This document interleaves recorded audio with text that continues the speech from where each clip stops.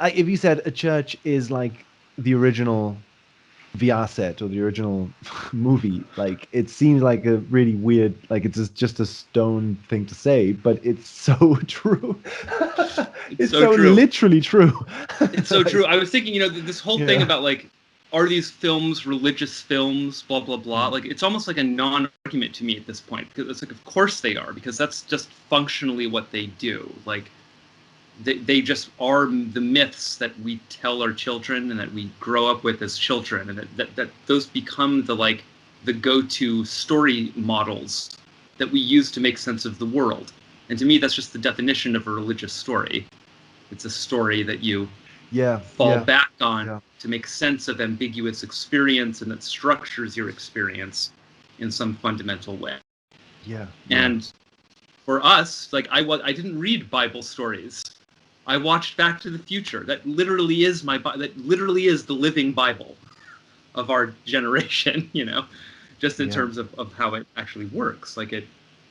I find myself doing it all the time. I'm going through life and I'm like, this is, I don't think about some mystic saying something about love. I think about Huey Lewis saying something Yeah, about love. yeah, Those are the actual like nuggets of wisdom, truth that I carry around with me. yeah, yeah, yeah. Uh, Yeah, I was writing a script for a video the other day, for like another Mario video, and at one point I wanted to draw a comparison between the idea of a double personality, of just the id and the ego kind of thing. mhm. And the first idea that came to mind was The Mask, Jim Carrey's Of movie. course. And I was like, a part of my brain, like the conventional part of my brain was thinking, well, why not go back to the earlier sources? Why not cite uh Dr. Jekyll and Mr. Hyde or whatever, or some older story? I was like, well, but Right. but why? Nobody knows them. You're just Right. doing yourself a disservice almost. Yeah. Yeah. Yeah. Um, Yeah, like you might as well exactly. use the thing that has more familiarity, Mm, um, especially to future-proof your material. In yeah. 30 years, the thing that's current today will seem as old as Jekyll and Hyde does Yeah. today. And Jekyll and Hyde will Exactly. probably be an even more distant, esoteric thing that would require so much more explanation. And it's like, we already have to explain so much. I don't Mm, want to have to explain a bunch of stuff about mythology and the context of those stories a million years ago and stuff. It's enough yeah. just to try to explain the context of the 1980s to people. Yeah, Um, yeah, yeah, yeah. you know, Exactly. Yeah. Just tell the Back to the Future story. Don't try to say, well, actually, it's the old story of Prometheus or whatever. No, like it's right, the Back to the Future story. right. It's it, right? It stands like It on its stands own. in relation to the real story with the Yeah, same amount of distance and fidelity as the Prometheus story. yeah, yeah, um, yeah, yeah, exactly. yeah, yeah. I'm like, I have this like little fan that I'm Mm. like running like in my shirt right now. It's my solution. It gives me Oh, like air conditioning and then like a little suit. that's amazing, man. That's Yeah, like that's exactly like an organ. Like, you're just it is actually. blowing air into your Or like suit. bagpipes or something. Yeah, yeah. I'm feeling And very Celtic lately. I'm not sure what that's about. nice. Well, you have a nice green suit. Right? Oh, I didn't even think. Yeah, it's true. Yeah, I'm yeah. realizing green is it's a little bit of my color. I don't have enough of it. My Mm, eyes are hazel. mm. I think there's some secret there. People should wear their eye color more. I don't know. Oh, yeah. Interesting. Yeah. I know. I love these weird, like, esoteric secrets. Like, Yeah, I know this specific that's sort of that's the like. color that synchronicity like glued into my soul portals. So I should accept it a little bit. Amplify it. I'm really interested also in how um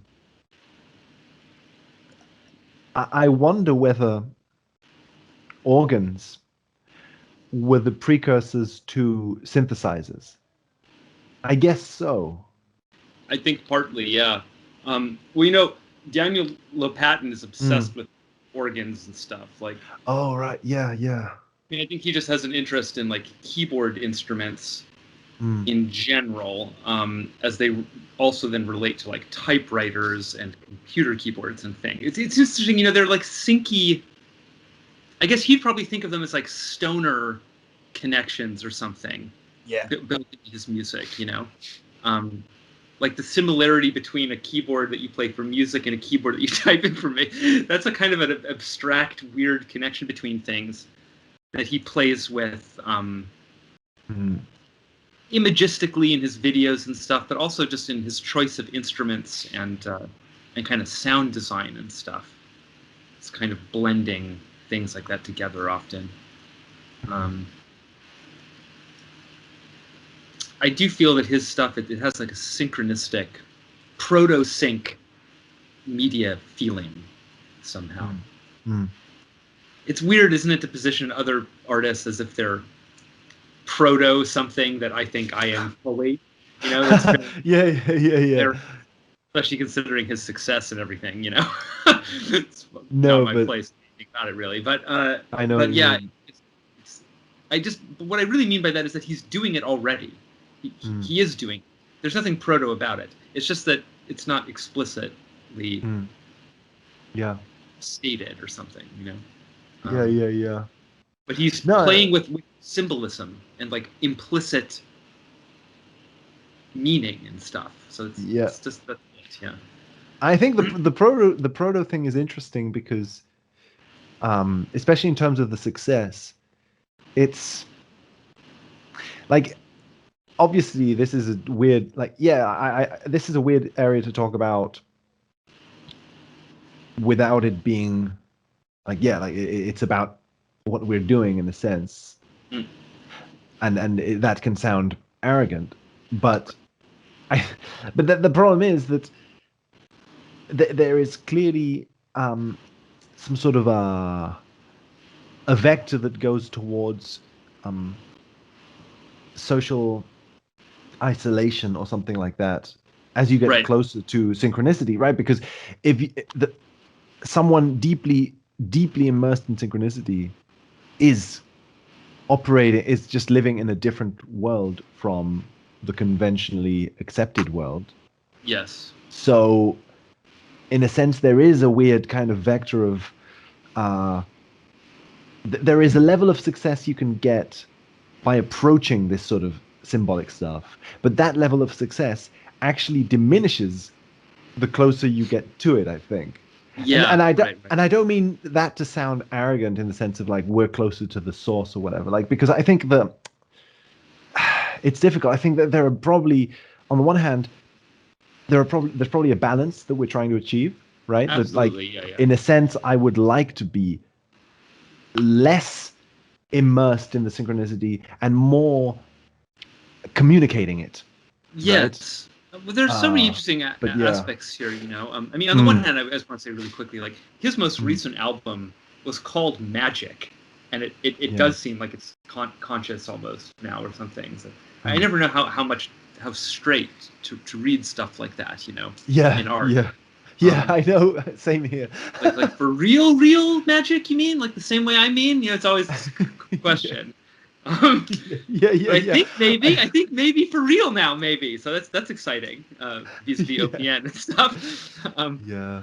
I had something else I wanted to say about that, but I don't remember what it was. Well, um, Mm. yeah, I don't know. Um, Remind me what you were just saying. Well, I mean, This is a sign I'm almost done with this pen now. no, Sorry. I'm having difficulty now. I think just this idea of you can get closer to the center of the circle and be completely isolated, or you can Oh yeah, I was gonna be say in a balance. with art it's interesting because although I think I've worked sync into my process in a deeper way or something maybe Mm. than other artists, I don't think that necessarily makes my art better. I don't Yeah, think he made exactly. anything that's Yeah. as good as anything Daniel's made. You know, Daniel's made stuff that's really, really good, and it's just a little bit like, you know, like I love Dream Theater, Mm, and they're good, but they're good in a different kind of way. They're flexing these techniques all the time. You know, mm. and I love that as an artist. Like as a musician, Dream Theater is a great listen because like they're just really blatantly showing you all these cool techniques that you might then be able to borrow and use in your Yeah. stuff. And the more blatant it is, the better it is for demonstration. You're like, Right. okay, Yeah. this is Yeah. how you do this insane guitar idea. Here it is, like boldly lit, like right in front of your face. You know? That's a good point. Yeah.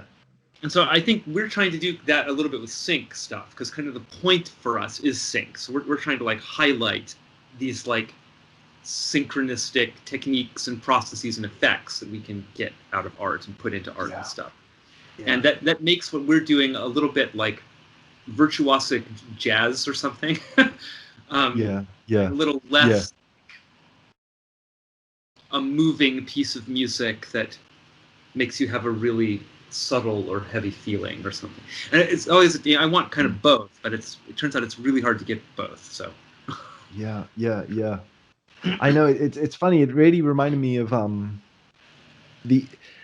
So I was replaying the last bit of the Zork episode we did last time because I've forgotten to save. So I've rewatched the video of Sophia just talking to you, and the way she sort of inhales and it's like and she's sort of every emotion she's sort of amplifying, saying please save them, you know, really kind of. And I was like, it's incredible because you're amplifying these things to show them clearly. It's sort of what you were saying about Dream Theater. I'd never thought about it this way. There is also a teaching aspect in that. You understand this emotion. You are taught this emotion. It's like, look, this is what it is. And maybe, exactly. yeah. There's something in Dream Theater. It's like a school that you can Mm. graduate from as you Right. listen to their records. Because part of what they're doing too is they're teaching you about all this reference material. They're just like, here's the Rush section of our song, and it's not at all hidden. You know, you're supposed to be like, oh, that's like Rush, and then go back and listen to those albums so that you get your education. They're trying to educate you in like prog rock history in a way, in this channel surfy kind of compositional way, which I think is also really synced out actually as an aesthetic. Yeah. Yeah. Um, Right. I hadn't thought of that. it's like now How we're in Metallica, now we're in Radiohead, and now we're in Genesis. Now, you know, it's like it's crazy, like they're kind of dumb in a way, but I yeah. love it. Yeah. Yeah. Right. Like progressive rock has like a weird school kind of encyclopedia feel to it of like Yo, can you're we gonna make like prog adventure games, prog point and clicks that do this for point and click? You know, oh that are right. playful and meta in that way, the way that like Dream Theater are vis-a-vis. Dream Theater is like meta prog, eh? It's prog, but they've gone meta with it because they're they're like a weird copy machine at some level, like a Xerox machine that they're just feeding all this other prog into. Yeah. Interesting. And it's actually kind of analogous to these games because like Myst is already prog in the sense that it's a video game that's weirdly self-aware and is flexing all these new techniques and stuff, you know. So that's where you start. If you want to transcend that, what do? It has to become like the Dream Theater remix engine meta prog. Yeah. But for a game, wouldn't it be funny to have a game where you're like teleporting between things, but you're actually teleporting between other adventure games, like little parts of other adventure games? Yeah. I mean, it's funny because I think now you mentioned that is like the dream I would have if I could make a game would be to make a game that doesn't use any of my own characters or locations. That's just purely a Pure quote. remix. I know. Yeah, me too. That would be so cool. Yeah. Like David's movies, but for a video game. Right. That level of kind of not even telling you what it is exactly, but just really build it purely out of quote, you know? Yeah. You buy this brand new game, you put it into your PS5 or whatever, and it starts up, and you're just literally on Mist Island. Mm. No like explanation. Yeah, And then yeah. then you open one of the books, and it takes you to some other game. Now you're in Halo. Like, wouldn't that be like Whiplash to go from like first-person shooter to like Yeah, puzzle game to like yeah. Um, and what if as the game goes on, it kind of could increase the frequency through which you have to flip until Mm. by the end you're almost interleaving puzzle and action and stuff like with great fluidity. Oh, wow. Yeah. Fuck. Fast like portal switching. Yeah. Maybe there are certain objects that are the same in the different. Sorry, we're getting like into like weird like mechanics now. What if there are things Right. that I remain think. stationary as you're channel flipping through realities or dimensions that are built up of all these other quotes? So Yeah, what if we yeah, found yeah. quotes that had things that were the same in them? That would add like a synchronistic element to the actual game design. You know, Yes. so we could like find games that just overlaid nicely or connected weirdly. On their own. Because it would have to be that way. Otherwise, because if we're modifying the quotes, that's cheating, right? Mm. So we'd have to be able to do everything purely by giving you like tools, like meta tools for navigating through the media space of these games and charting a pathway or maybe multiple pathways through it. Yeah. Interesting idea. Yeah, yeah. No, because I would love to do that. I keep thinking, for example, of you could be on Mist Island and you could go down to the clock tower, for example, and then from that clock tower, maybe you could enter the clock tower, but by entering it, you're entering the clock tower of Zelda Majora's Mask or something like a Exactly, dude. different. Exactly. Yeah. On the Yeah. one hand, it becomes like a de facto supercut of towers in games. Mm. Yeah. the, Yeah. the game design itself would have the feeling of watching a supercut of various things that we Mm. would select for like that. Yeah. If Yeah. everything in the game was like that, it would mean that every object wasn't one thing, but was like a super object that contained accessible instances of it from many different game worlds or something. Yeah. Yeah, I don't know. This is a very It'd be strange really idea. cool. I could Yeah. see this Yeah. being like Yeah. a mind-blowing game, just separate from the synchronicity aspect of it. Right. Right. Like you get a gun, but it's like a quote. It's sort of like Rick's portal gun, you know, Right. Yeah. in Rick and Morty, Mm. Mm. and obviously like the Valve portal gun. But instead of just bridging spaces, it kind of lines up dimensions in a transparency-like way that have that object that you're pointing the gun at. It shows you all the other instances of it from the other dimensions. So Yeah. you Yeah. aim your gun at that tower, and it shows you here are all the other towers, and you can link by sort of moving through the layers of like game world somehow. I don't know exactly. I'm really high Yeah. now. So when I'm high, every idea is like a stack idea. Nothing can be one thing. It all has to be. Yeah. Yeah. That's really cool. I mean, I wonder what the let's say the goal of the game would be or something like that. Because in Myst you're trying to find the pages, but in Majora's Mask you're trying to do something different. To try and find something that is like the weird sort of comparative mythology story of all of the games or something. I don't know. Maybe you're trying to build a self-image. Mm. Maybe it's actually about like the avatars in all of these games. Aha, aha. Oh, right. Okay. Maybe there's like a big temple and you're assembling like a statue. And you're going to build the statue Frankenstein style out of pieces that you recover from all these other Mm, games or mm, something. mm. And maybe it's not just, maybe that's part of it. Maybe it's like an entire temple that you're revivifying, Zork style, you Mm. know? And you're going to populate that temple with objects that you recover. But you've got to find all of their instances in order to get them. You can't place them in the temple until you've got the whole super Ah ha stable, ha ha. Oh because right, that's what right, belongs in the museum is the eternity version, you know. right. um, Huh. Something like that maybe. I mean, that sucks because it just becomes like an object quest, which is Mm, like a terribly basic game. Like this is the mistake Welcome to the Future made. mm. Which is just this old game for anyone who's watching, which was just a collection fest basically. It's just like you're in a maze trying to find stuff. Is basically what my idea is here. Except the Yeah. maze is like this maze of other games, like you're saying. Mm. My solution isn't very creative from that standpoint, I'm afraid. So maybe we just put seeds in the game maze that you have to find, you know. Okay, but it would be good to have some kind of a easily understandable action motivation for that, you know. Mm. Yeah.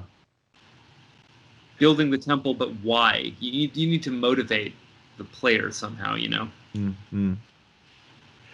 Yeah. Like I in think Zork, it's this like forbidden land. There's like a curse, you know. There's all this stuff that like gives yeah, it I think like energy. my intuition would be to turn the game like more into a visual novel or something. Give it a big Yeah, plot, a lot of dialogue with weird characters, with the actual characters from the games or whatever. But it's like a fanfic, right? You're making Atreus say things that he didn't say in this Myst or game something like that. couldn't be made quite yet, Mm. but because what you really want to have is like really nice, fast, easy deep fake technology. So that Yeah. you could take Atreus and just make a nice new model and clone both his visage and his voice, and then be able to also neural net learn the style of the old game in terms of the QuickTime compression and everything. So that Oh shit. eventually you just get this perfect little new insert that is just Yeah. Atreus doing whatever the fuck you want. You know, Yeah. that's Yeah. the kind of freedom we probably want for a weird quote-based game, and Mm. we're so on the edge of having that. I almost feel like if we were to design this game now, it would probably take like 5 years to design something this complicated. By the time we were done with the design, maybe those tools would just be arriving to actually make it. Adobe needs to come out with like a neural net, like a deep net suite, you know? Mm.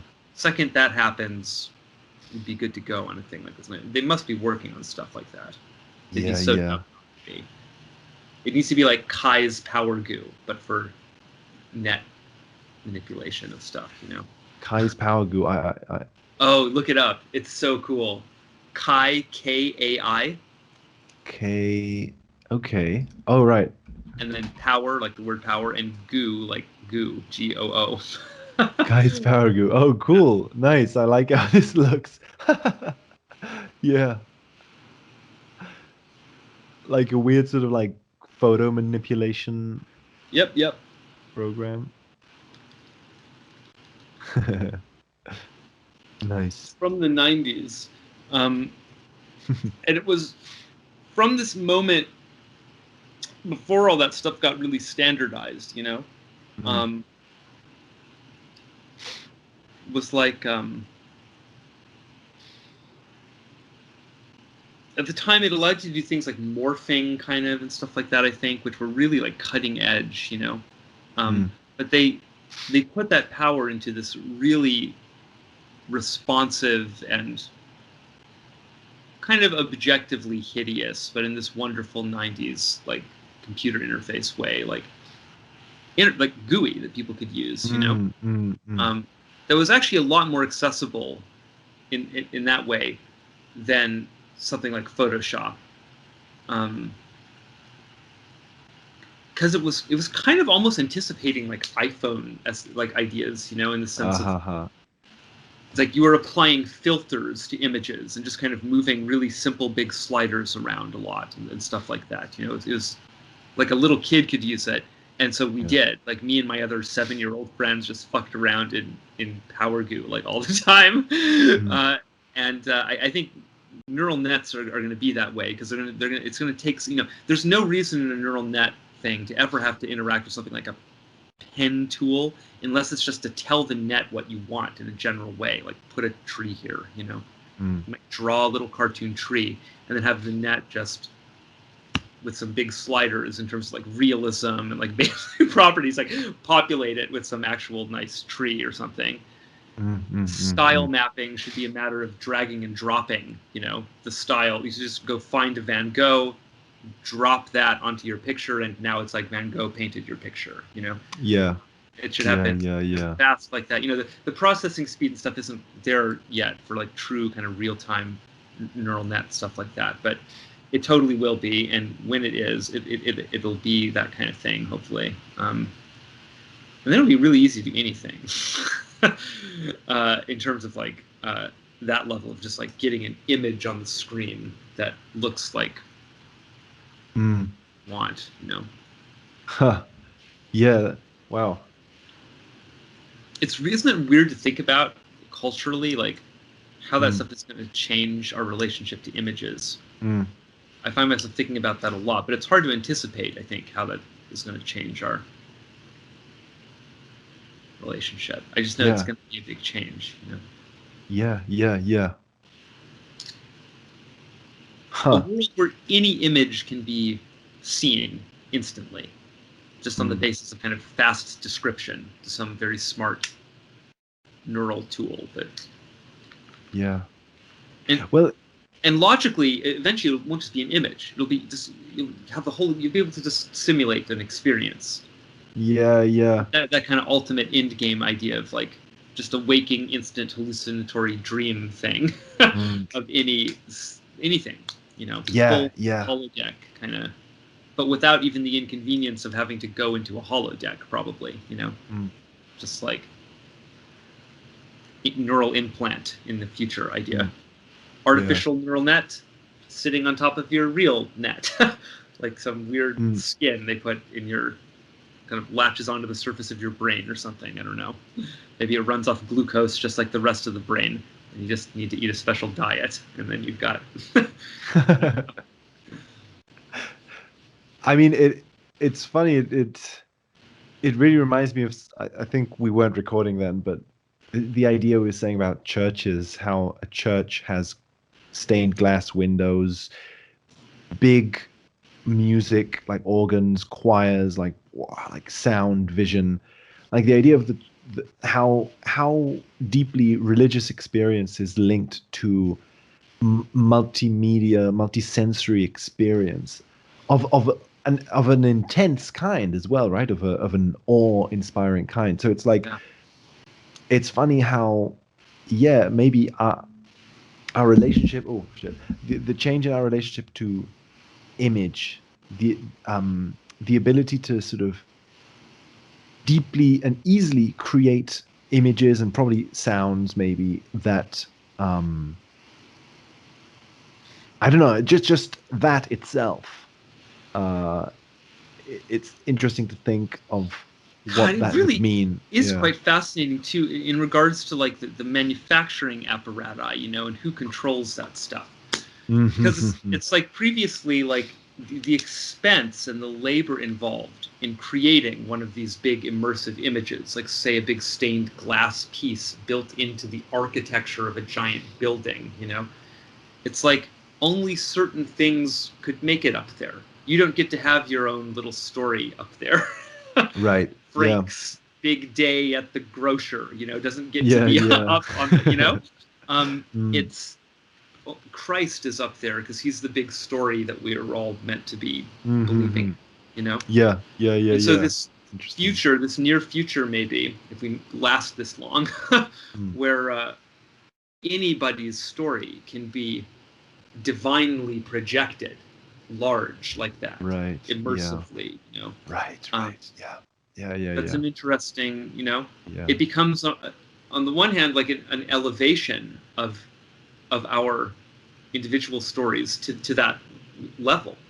Yeah. We get to have our own personal church, which is what we have anyway in our dreams, though. I feel like all of this is about kind of we're building these things exteriorly to remind us that we already have it in a sense. We ought to be going in more, probably, or Yeah. finding a way to let what's in come out into these external projectors Yeah. more fluidly or more deliberately or something. Yeah. And that's never really ever, the connection's just never made in our culture. We're obsessed with all these video games and VR stuff, but the why we're obsessed with that never seems to get addressed coherently from my perspective anyway. Yeah. You know? That's interesting.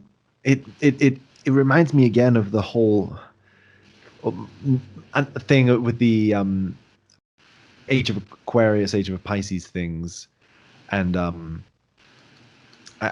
there's just something about this idea that always speaks to me somehow, that the decentralization of the God image or something of right. I think that's what this idea that you were saying, that first you have Jesus as the big God person, but then what if we are moving towards a place where everyone is a big God person that other people can see, and we've mentioned before how like things like Instagram and so on can start to feel like a strange, like Instagram is this, everyone's individual Instagram is like a temple of worship of themselves in some funny way. If you're using it in a normal way, because it's a bunch of selfies, just a bunch of images of you. So it's a little shrine of you. It's no longer like a saint that you're worshiping. You are the saint. And then Instagram as a whole is a giant collection of those. So it's like a big church where the objects of worship are identical with the, what do they call the worshippers in the church? There's some name for that. Oh yeah, like the congregation. Congregation, yeah. I don't know. Yeah, exactly.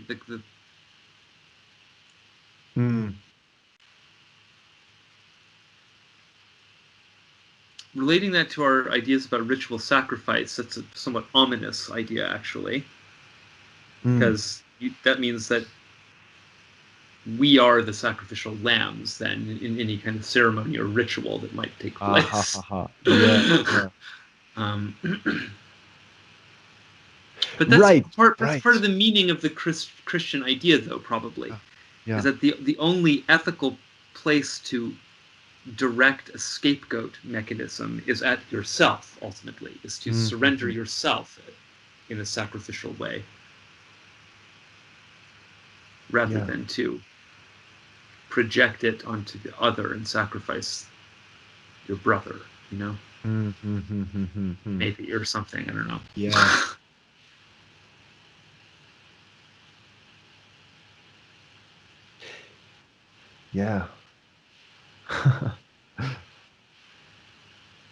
Anyway, let's play some Zork.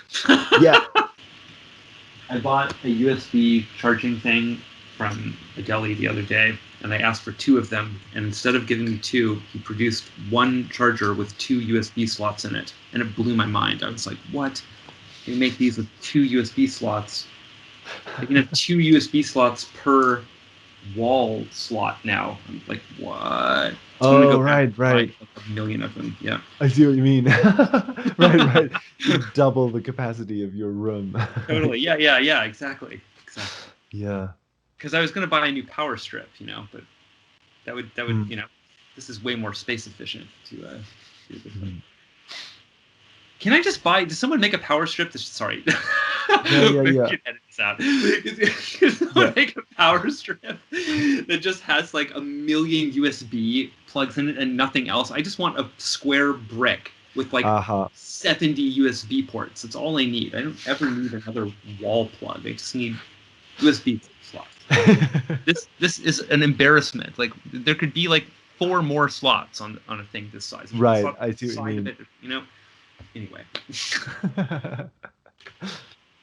too many of these things. Everybody moved to USB for a power thing. My lamp is running off USB. Like everything is USB now. So we need more of these ports, guys, designers, whoever's in control of this stupid world. Okay. done Yeah, for. I see what you mean. We're sort of transitioning from sockets to, yeah, Yeah. Yeah, well, the whole USB. power grid is just old and garbage. I think about that all the time. It's terrible. We're running all this like next level like Civ a million technology like the internet on this thing that's just like coal and wires on poles and AC current and stuff. I don't know. Mm, mm. Yeah, Anyway, speaking of some which, transition. it takes much less power to run this game today than it did back in actual 1995. We were running these on huge Pentium processor desktop things with giant Yeah. spinning discs on motors and stuff. Right. It's funny. Fuck. I remember the whole like. It's funny for a second there. I'd completely forgotten that these games came in like in multiple discs and stuff like Yeah, that. this was a Yeah. three-disc set. I was Right. so excited. I think it was my first like multi-disc game, maybe. Um, Hmm. I was just like, wow, if Myst was one disc, Yeah. Yeah. like 3 games in one game, Right. and it kind of delivered actually. This game's pretty Mm, big, like mm. a lot of stuff in it. Well, Is it like? Is it visible? By the way, can you see it? yes, I can see it. Right. And you could because I can't see it full screen for some reason. I wonder if I can. Oh, interesting. I can see it. I can see the whole thing perfectly, including the DOSBox window info. And Okay. Um. I see that o- red box around it that you mentioned. Yeah. Weird that Skype does that. Yeah. That was a bit annoying last time. It just. Okay, though. Whatever. Oh, It's our blood red frame on our game. yeah. Okay. I'll cut this out later, but I'm just gonna search how to. What? What are reacts? What am I reacting Okay. to? I'm full screen. Oh, I see. I see. It's appearing on my video feed. I can like throw up a wow emoji. You see that happening? Oh no. Okay. I've seen it done though. Yeah. Like the whole sort of. Yeah. Weird. Okay. Throwing stuff into the into And the game. this stuff is so weird. It's a very obvious like transitional technologies, you know. This stuff's like Mm. you can see it's starting to become more animated like that. Like we just have this like weird little virtual puppet system now. Like this thing, like this emoji pops up going, wow, you know.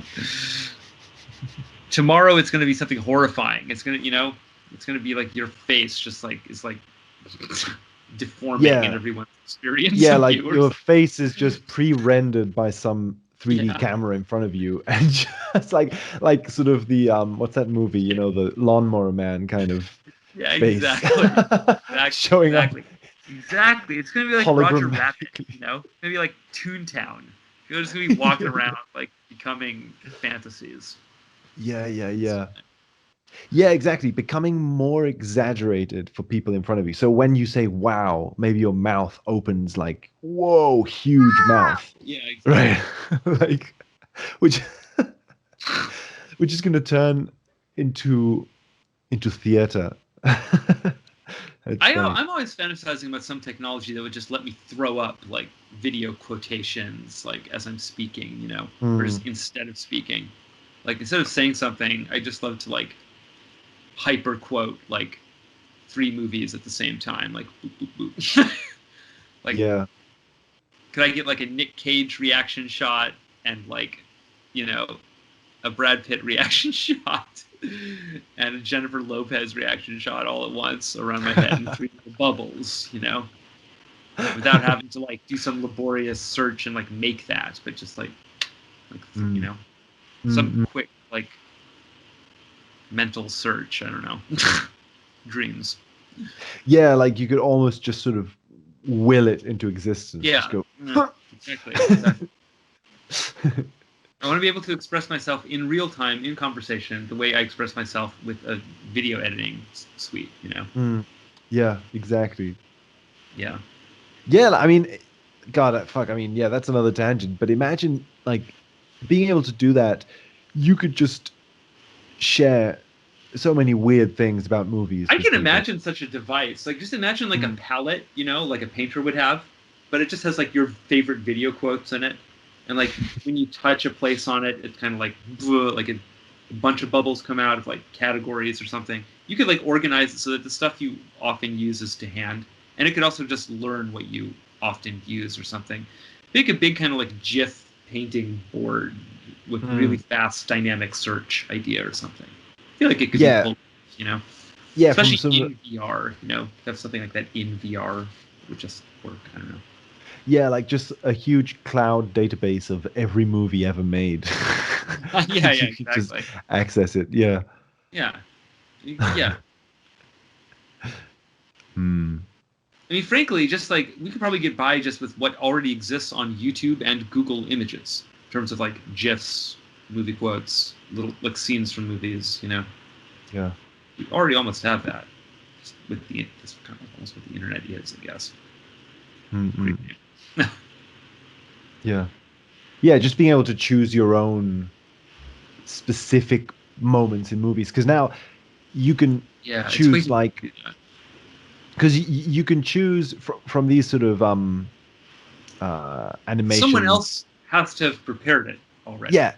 This current Yeah. So host. it's Yeah. it's it's stuff from movies that is maybe sort of considered to be good or interesting or funny at a collective level, but maybe not the Dude, specific we two have seconds. we have just replicated exactly what we were talking about before, vis-a-vis the church. The Hmm. collective image. Like, it's stuck at that level still a bit too much. Oh, right, of We course. don't Yeah, yeah, have like yeah. individual like control over our image expressivity yet. Yeah. Yeah, yeah, yeah. Um, Right. So there is like a specific movie quote from a Nick Cage movie that's like the yeah. Christ of Nick Cage quotes. Yeah. Right. So Yeah. that's the This thing only is one. not working at the level I wanted to, and it's really frustrating. What I want this thing to think about itself as more is as like a video portal, and I want nice high level controls over the things that are coming through the portal in the sense of like Mhm.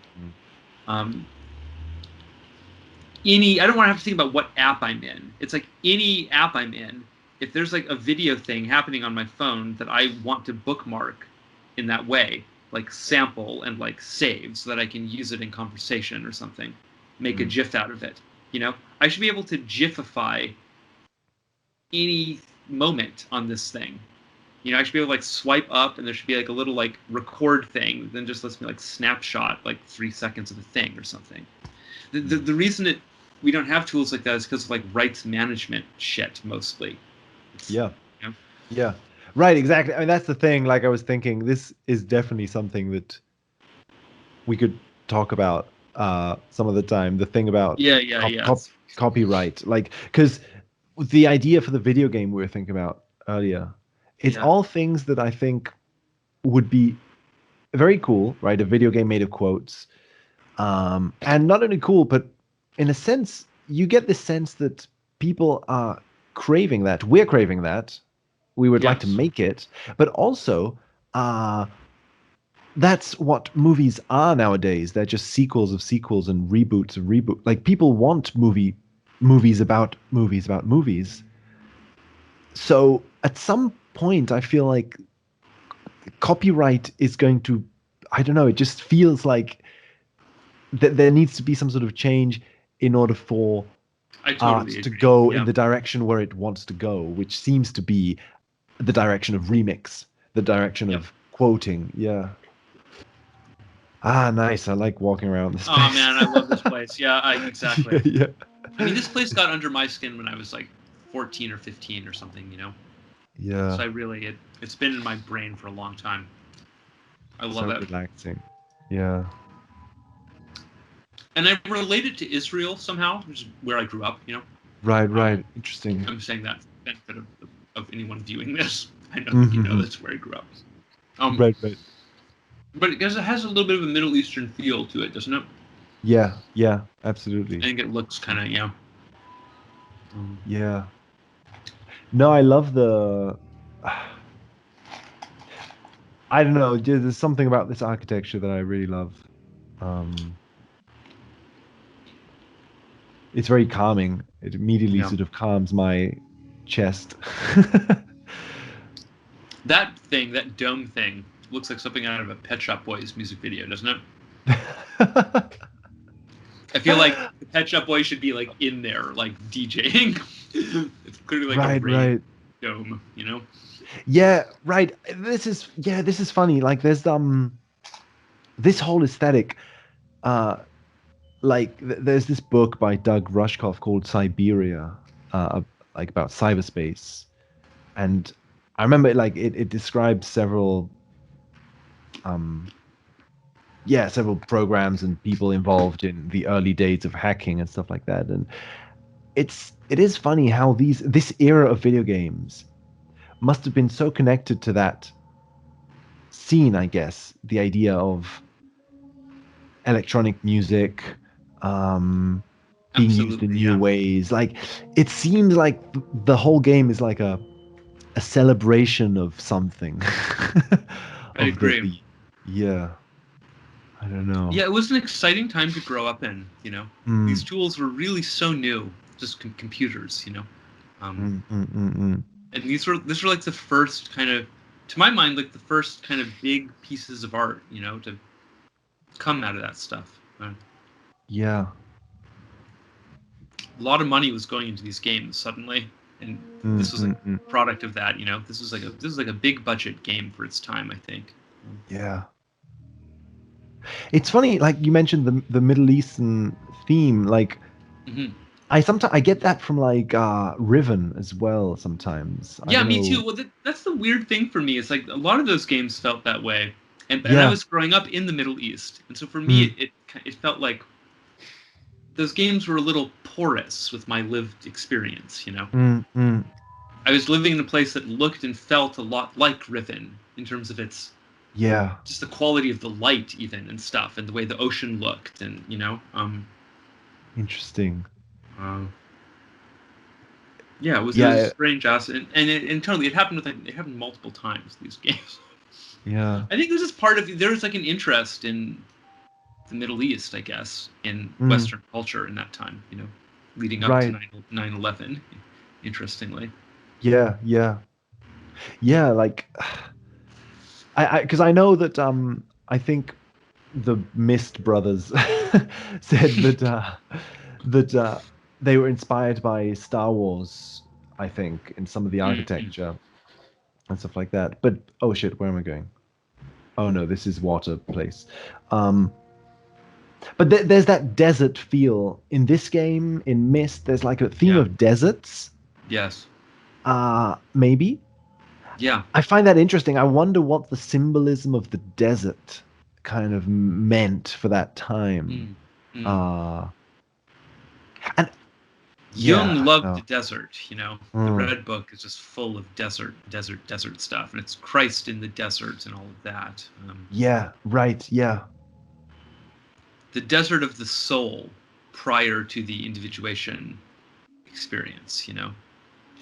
I keep thinking like these games are sort of recreating the experience of exploring the unconscious uh, Exactly, and dude. Yeah, finding old structures, yeah, ancient structures there. yeah. They all have an archaeological bent Yes, to them.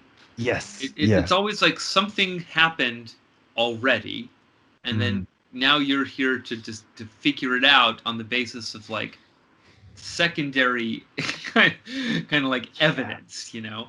Um, yeah, but not, yeah. you know, it's because these games couldn't do very much in real time. They couldn't, Mm, you know, the action all had to happen off screen or by implication or in flashback.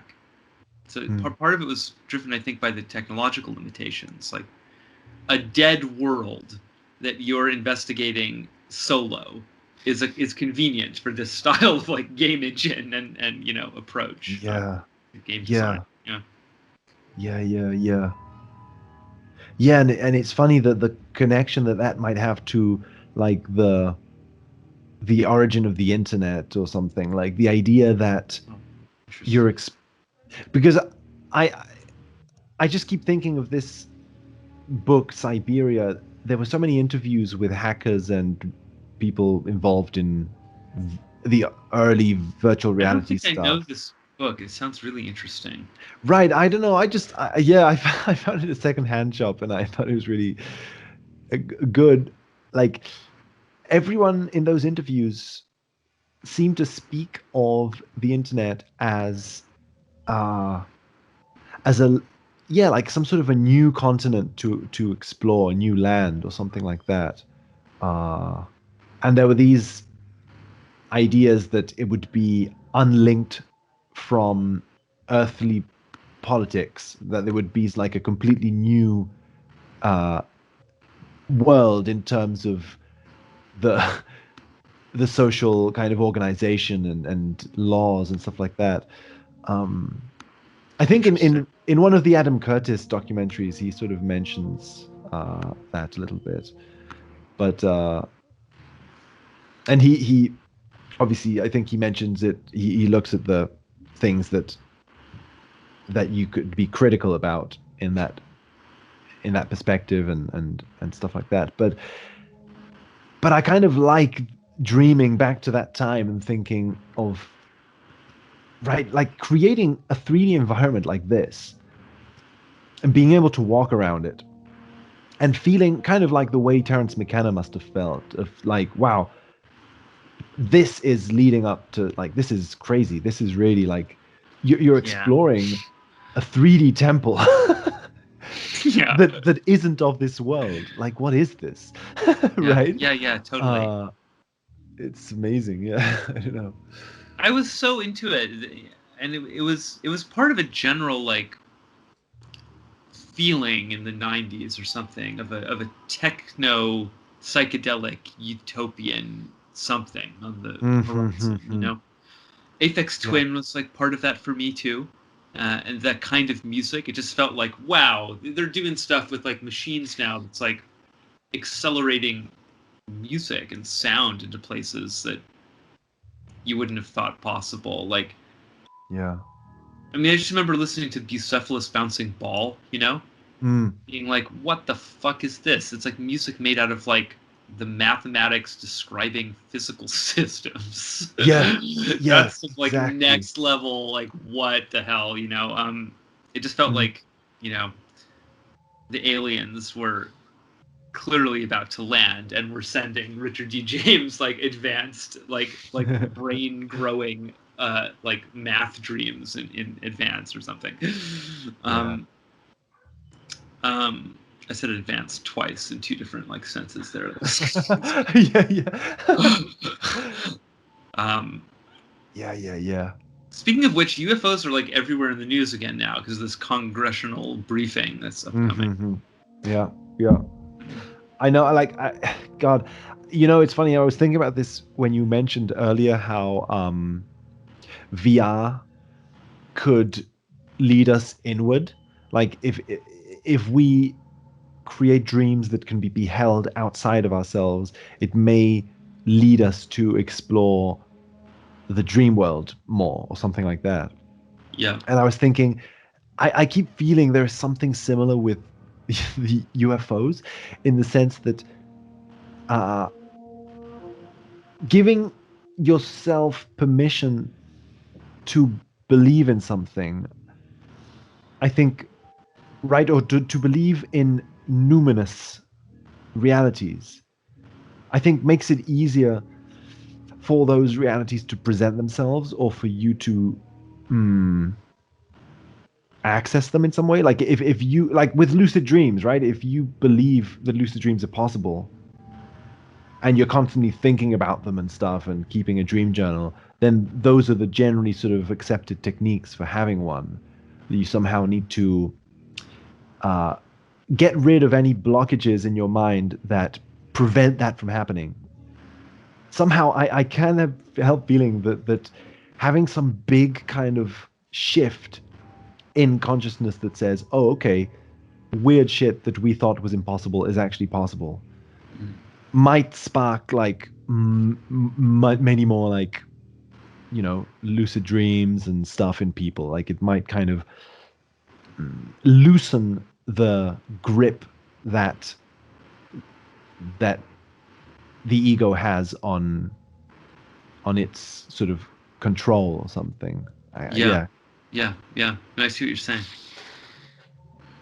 But yeah, so that's what I'm thinking about. Well, someone I was talking to about it Mm. was suggesting that the UFO stuff might sort of spark like a new wave of like cult activity, you know? Right. Um, Yeah. Right, absolutely. I can see. or that even Yeah. cults that already exist might start like, you know, Right. I hadn't thought of that. Yeah, absolutely. Yeah. escalating whatever it is that they're up to. If you're some kind of like proto Heaven's Gate out there right now, maybe this like recent like bunch of stuff like sends you to the next like level of your hysteria, you know? Yeah. Yeah. I don't Yeah, know. yeah, yeah. Right. No, exactly. It's funny. Like, I don't know. That's the thing, right? That. Mm, yeah. No, I don't know. Yeah. We're doing a terrible job of playing this game, by the way. It's Yeah, actually yeah. I went to the blue building because I think it great. fits better with UFOs. Let's What see. do we have? Okay, it's this puzzle, right? Oh shit. Okay. This is just a straight up like code. You got to get the right symbols showing. Um, Right, and it's written somewhere, I guess. I guess I don't remember the solutions to these kinds of puzzles very well. Usually, there's a time like when I was a teenager, I knew this whole game by heart. I could beat it pretty quickly. Um, I almost feel like we're trying to spell open or something in a weird like Oh, are the symbols like actually just like letters kind of way maybe open. I see what you mean. Yeah. maybe that might be wrong though that's just a guess really I don't know Omho. Yeah, open. I can because see there's the no way open really here. to spell that yeah Should okay. Let's see. I don't know how much to. we probably do How have to much time spend to spend here. oh So can you look up at the dais up there no okay I thought no. maybe we could look at that weird disc but Yeah, and I think that's just the same. Yeah. it's kind of Okay. fucked up it's like skeleton hands like what is going on there Mm, mm. there's like a corpse behind that door I'm supposed to assume Grabbing it, but yeah.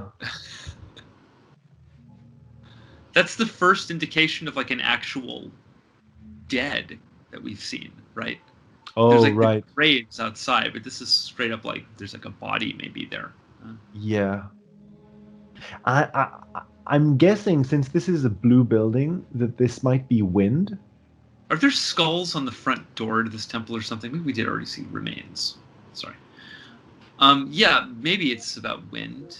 I'm not Yeah. sure. I'm not sure if it's color coded that way. It may be. Hmm. Okay, so let's see.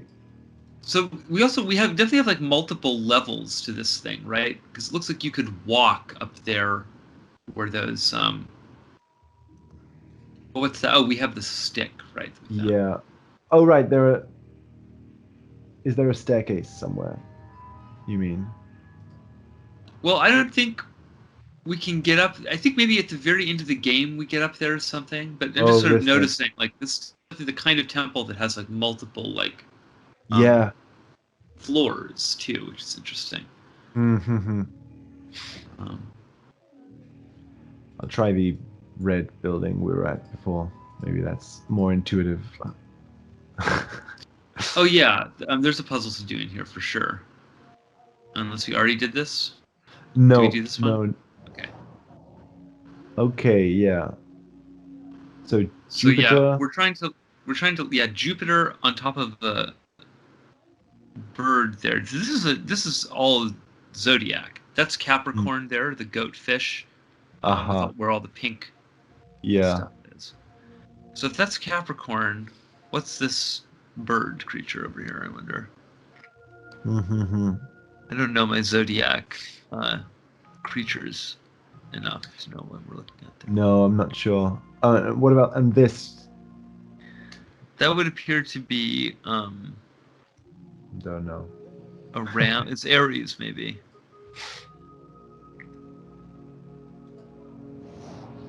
Because this is Aquarius there, right? Capricorn. Hmm. I'm gonna look up a zodiac thing. But I'll tell you just the point of the puzzle really quick is to light up all the blue stars and turn off all the pink stars.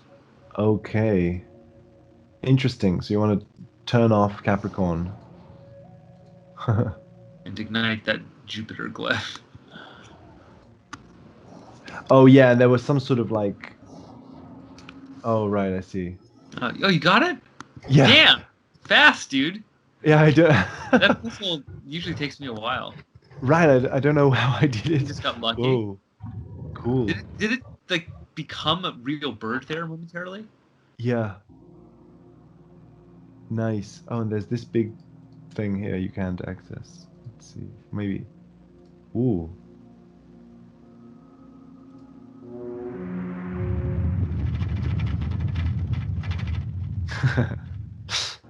Wow. Can you actually click on the different horns? Oh wow, cool, you can. Okay, so purple is thunder. Yeah, that probably comes in handy at some point. Blue is wind. Okay. Green is water. Yeah, okay, so that's sort of more or less what we um It's interesting how much of this game consists of like learning correspondences like that, you know? yeah, isn't it similar to the kind of game we were talking about before as well? Kind of just Yeah, it is. it teaches you sync. Hey, I love this is really cool also how the banisters of this staircase are entwined right there like entwined things like Mercury's staff. oh yeah.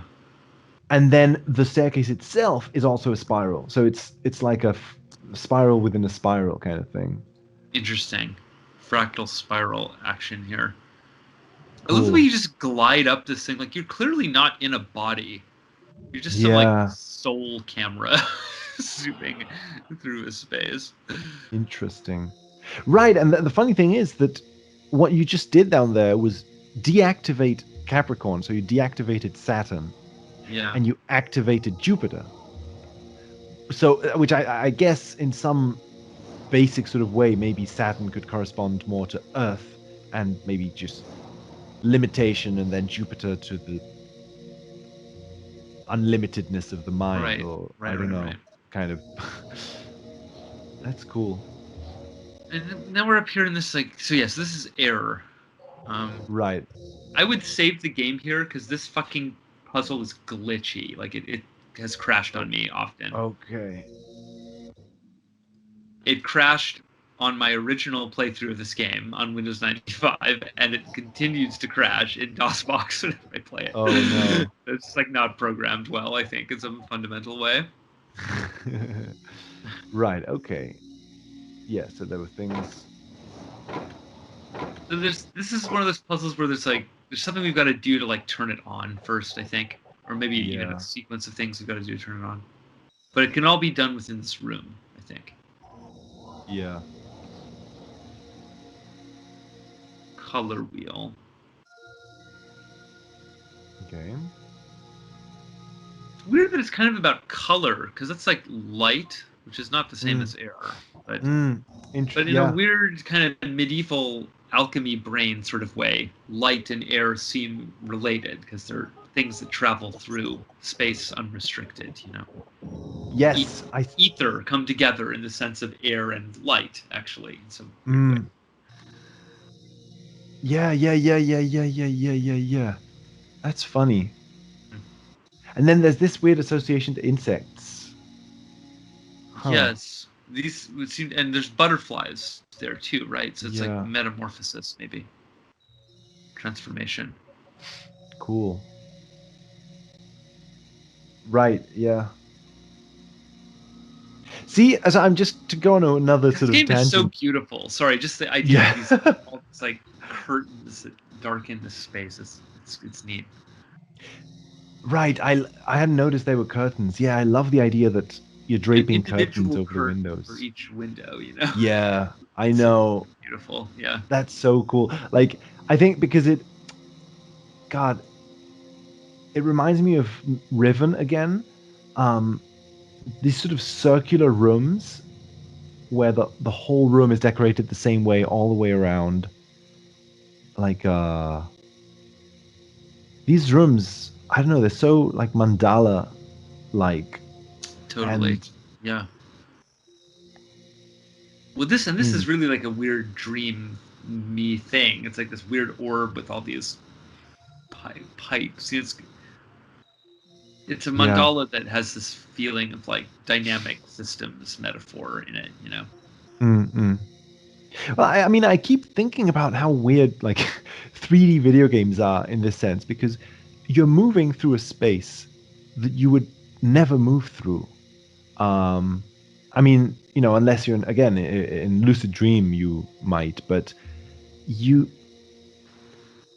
these kind of places aren't so common. Like, big circular Totally. rooms with Yeah. a Yeah. huge Yeah. like the the world isn't sort of like organized in these mandala like structures that often. And so No. this is like a place where you can do that. Like you can feel yourself in this space, even with the limitations of this sort of type of Windows 95 art. Yeah. No, Um, it does a great job. I can I can feel myself moving through space in a way that I couldn't feel when we were just chatting face to face with our webcams. Like I Totally. suddenly my body has entered a different kind of space now. Uh, It's very interesting. it's funny that I'm not stoned, but like, um, let's see. So, what do Yeah. I Is want this to some kind of weird giant bong? This is pretty close to a John Carpenter do? weed implicit idea, Yeah. you know. Okay, so green is sort of jammed. Green is broken. Okay, right. So that makes the puzzle harder.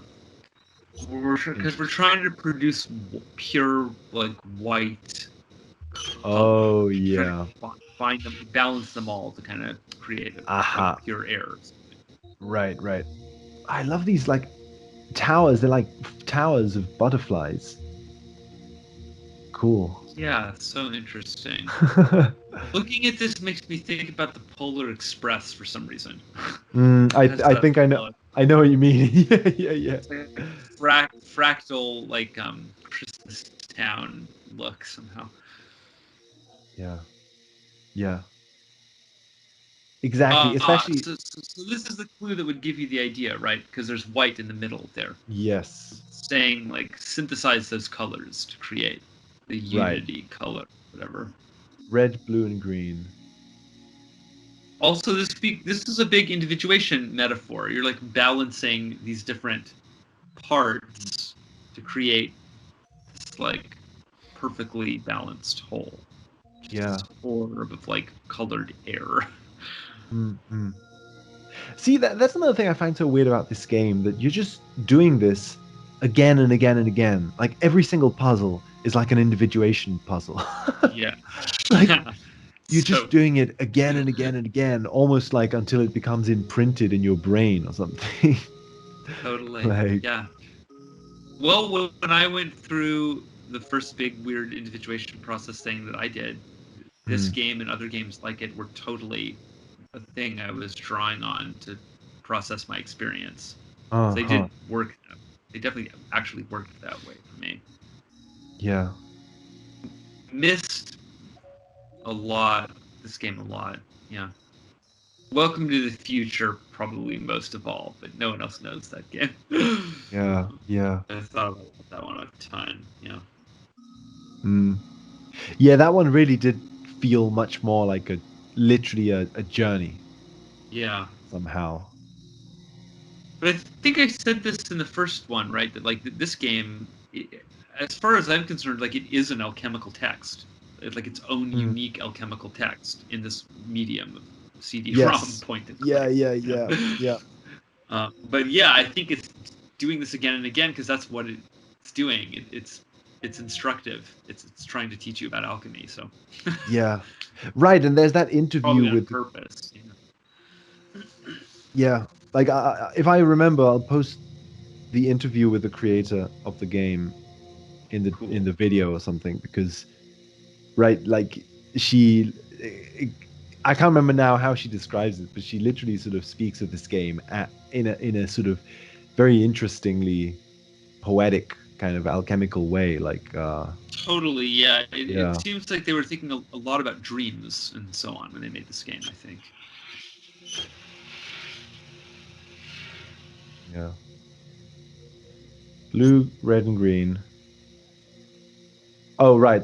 Okay. And now I need to like turn it off or something. No, you just haven't found the right combination. Oh, really? Oh, okay. I, As soon hmm. as you lock it into place, Huh. you'll like get your puzzle Okay. report. So it's okay because right. I had assumed it was blue, red, and green. Oh, but maybe it's in a specific amount. Ah, shit. Okay. Oh, okay. You'll see it go like the tone go white up there in the orb when you get it. Right. Huh. I think you're close, but not quite.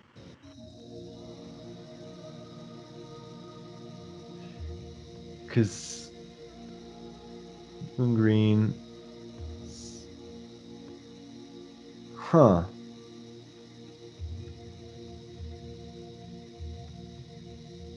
Right, this is just the same. And then the other thing is like this weird triangle.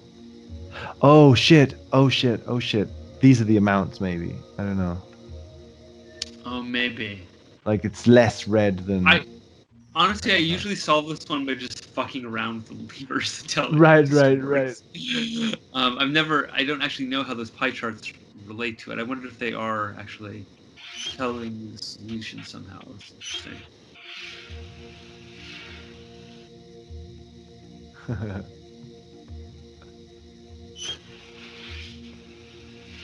I'm amazed this thing hasn't crashed yet.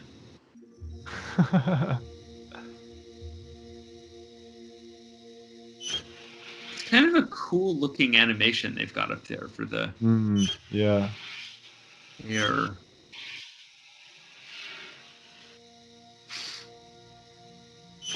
Oops. Oh, it looks so close. Huh. Is it too much blue or something? Shit. Okay, that makes it yellow. Maybe like no red, no blue. Oh, right. Fuck. Let's see. No. No. Uh, uh, seems like there should be some sort of reason to this.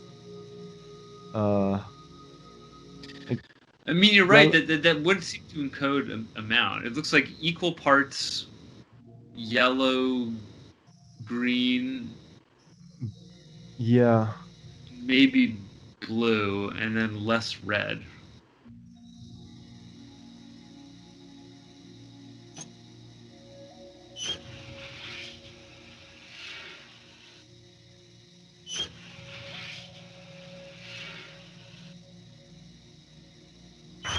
Oh shit. That was it. Yep. Oh right. Yeah, yeah, yeah. Because green is stuck on maximum. So to Mm, make it equal, you gotta have maximum yellow and blue. yeah. Yeah, got it. Oh, cool. That's neat, dude. Okay. You solved it the right way. Now we know what that pie chart's about. It's exciting. I don't think we ever put that together. Me and my dad. Oh.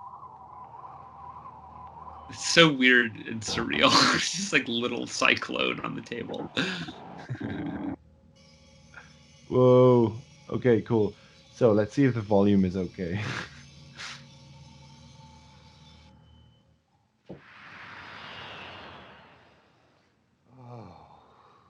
Sounds good to me. Pure air. Oh, yes, this is good. This is so very, very good. You understand, we weren't innocents. We were alchemists, rebels, explorers, risking everything in the search for eternal life. The search began with my father. He was a scientist, too. When he was on his deathbed, I made him a promise. I gave him my word that I would continue his work and never end until I had found the answer. And I did. Now the Nemesis seeks it for his own dark purposes. If he learns our secret, it will be dreadful. Help us. Help us. We cannot do it without you. And you will perish without us. Please, help us.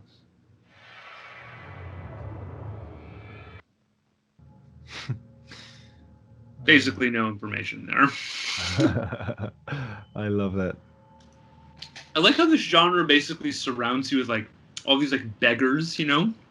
There's just all these creatures that are always like, please, like do this thing for me, please, please, please. Yeah. Jesus. Wow. Leave me alone. I'm just trying to hang out in this temple. God, that's interesting. It is. It's fuck. That's. I love that kind of stuff. The way in which the requirements of game design create a specific psychological sort of environment. Like you need people to ask you to do things because otherwise you don't sort of move through the story. But then basically as a player, you're having this constant experience of being asked to do stuff, which Yeah. like is a particular kind of psychological weather. Exactly, yeah. Huh. That's really cool. Okay. Okay, Interesting. rad. Let's Now we go need to fire and earth. blue place. So I think, yeah, so that is Gemini. No, these are made up symbols. So I'm sure, I guess the library has info on these. That's a good bet, yeah. Right. Okay. Well, I might as well just do a quick The excursion. library has the entrance to the fire sequence as well. Oh, yeah, you're right. Okay. Which is a fairly easy one to do, I think. Yes, might as well do that.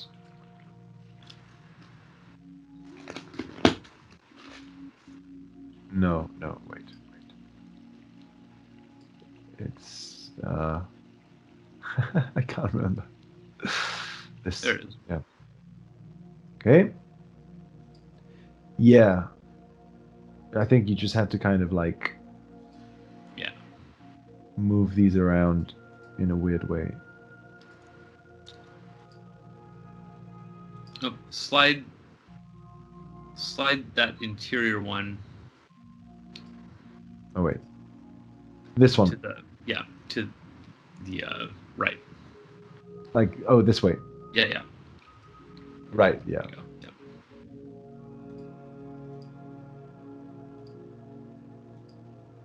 Yeah. How are they moving? It's like you're telepathically, like everything about this game. You're so weirdly disembodied all the time. Yeah.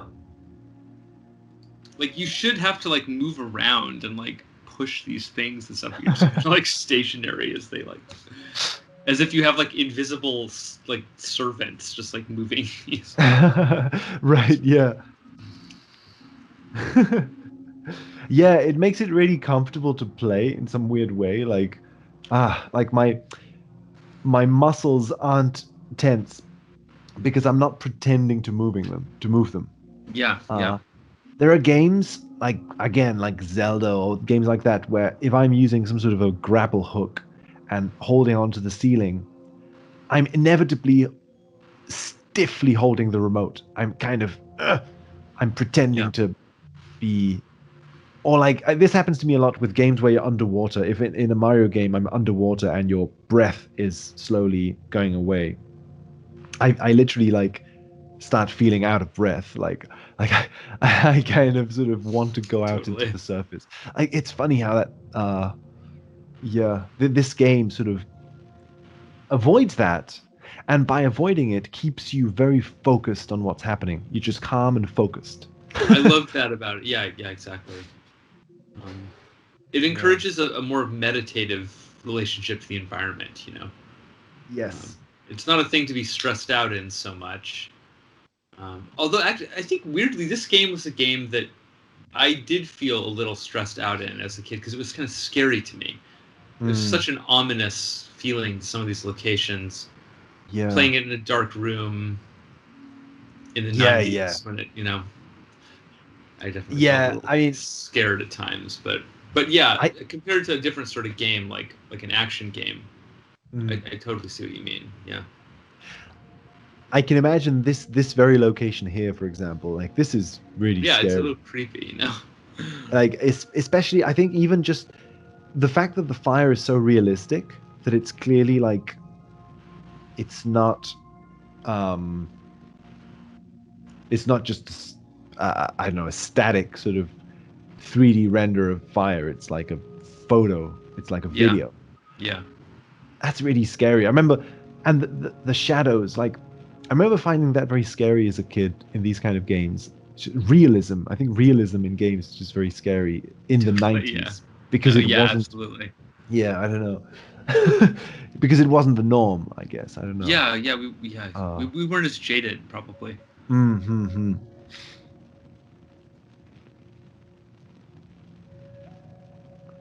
Yeah, It's still a great effect, you know. yeah, I mean, it's like the shadows aren't even moving, you know, like in the room or anything. Like it's really pretty dead, but like just that one addition of like a not even like a very seamless loop, but like still like it's enough to like pull you in yeah. with the ambience, you know. And just like The that's the music thing. counts for a lot too. The Obviously, music and it's really yeah, setting a mood. Yeah. the sense that anyone could come into this room at any moment. Like you're not in your own private bedroom. You're in some weird like someone could just walk in here, Yeah.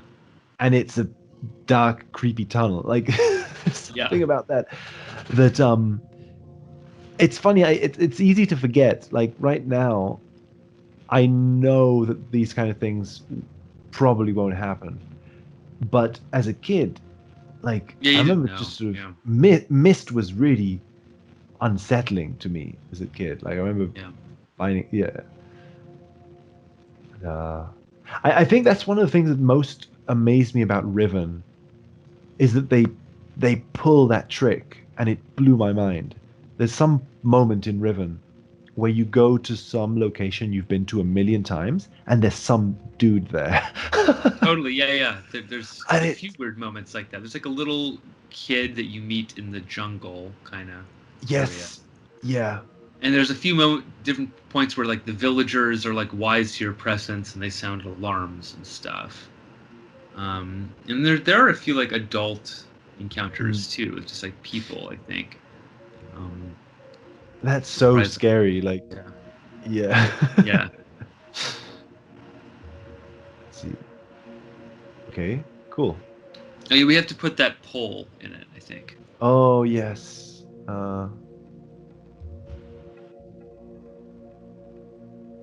Hmm. No, can you just click it anywhere? Doesn't work, huh?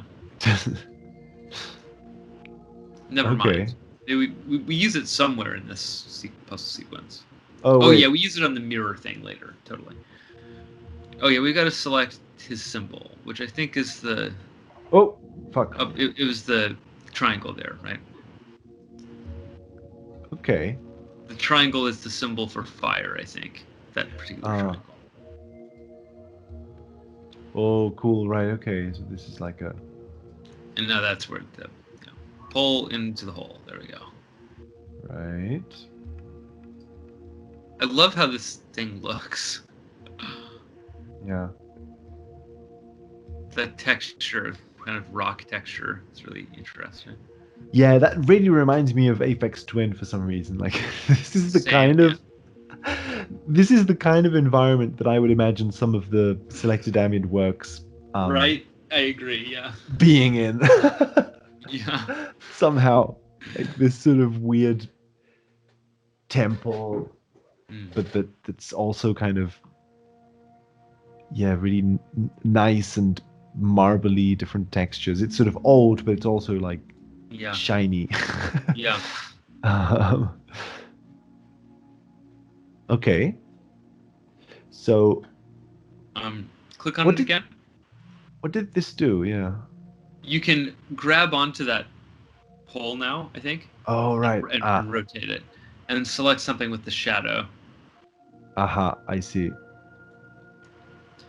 And I think we're trying to put it on his symbol, which is the Oh. last first one there. Yeah, Oh that one. right. Yeah. Whoa. It's interesting. You use the shadow to select a symbol that then turns it into a mirror that reflects light to open a door. Oh All of that fuck. seems very like Yeah. weird. I don't know. Yeah.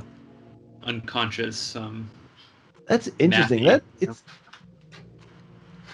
That's really cool. It really reminds me of the themes we were talking about last time with the eclipse thing of like you Oh, move. true. It's very Eclipse, isn't it? Yeah. I didn't think. Mm-mm. Yeah. That's crazy though, because I wouldn't have noticed that. I think like Mm.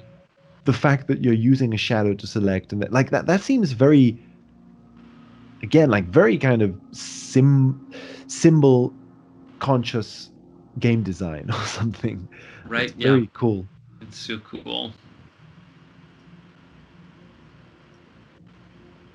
I love And now this. it's a Yeah. now and then it opens a chamber with a bunch of moons in it, right? I Oh guess yeah. those are hooks, but they're clearly like moon shaped, right? Yeah. So it is as if that thing out there is the sun, and this thing in here is the moon, Mm-hmm. and it's kind of Yeah. alignments of like shadow and light and mirror. So the moon is a thing that reflects the light of the sun. So it's all kind of Yeah. interrelated. Right. Wow. Fuck, that's funny. Playing this game a second time is really kind of opening my eyes to it in in a different way. That's really cool. And yeah, fuck, that's really cool. And that big dome you mentioned earlier up in the Yeah. planetarium had similar sort of moons outside of it, Oh, that's I true. think. Right. I think you're right. Yeah. Yeah. Interesting. And then I don't know, fuck, like everything in this game is really Yeah. cool. uh, right, yeah, I have a vague memory of what to do here, but I don't know. Um. So, So we hang the mirror on different moon hooks, and it will show us, if you get in the right position, mm, the location of a candle with a blue flame, and then true. you have to find that candle in space and click on it. Right. I loved this puzzle as a kid. Something about this room felt so powerful to me. I Yeah. think it's because all the little candles look like people in a stadium or something. Mm. But because they're candles, it's like they mark souls. So it's like a feeling of like a host of dead witness or something in this room. Yeah, I think there's like an intimate feeling, like you're with something, you're with Yeah. them. Yeah. Uh, I think because other puzzles take place in slightly more open environments. This is very Yeah. closed Very. and Yeah. yeah. Notice that we don't see ourselves in any of these reflections. We should see ourselves right there, right? Yeah, like here.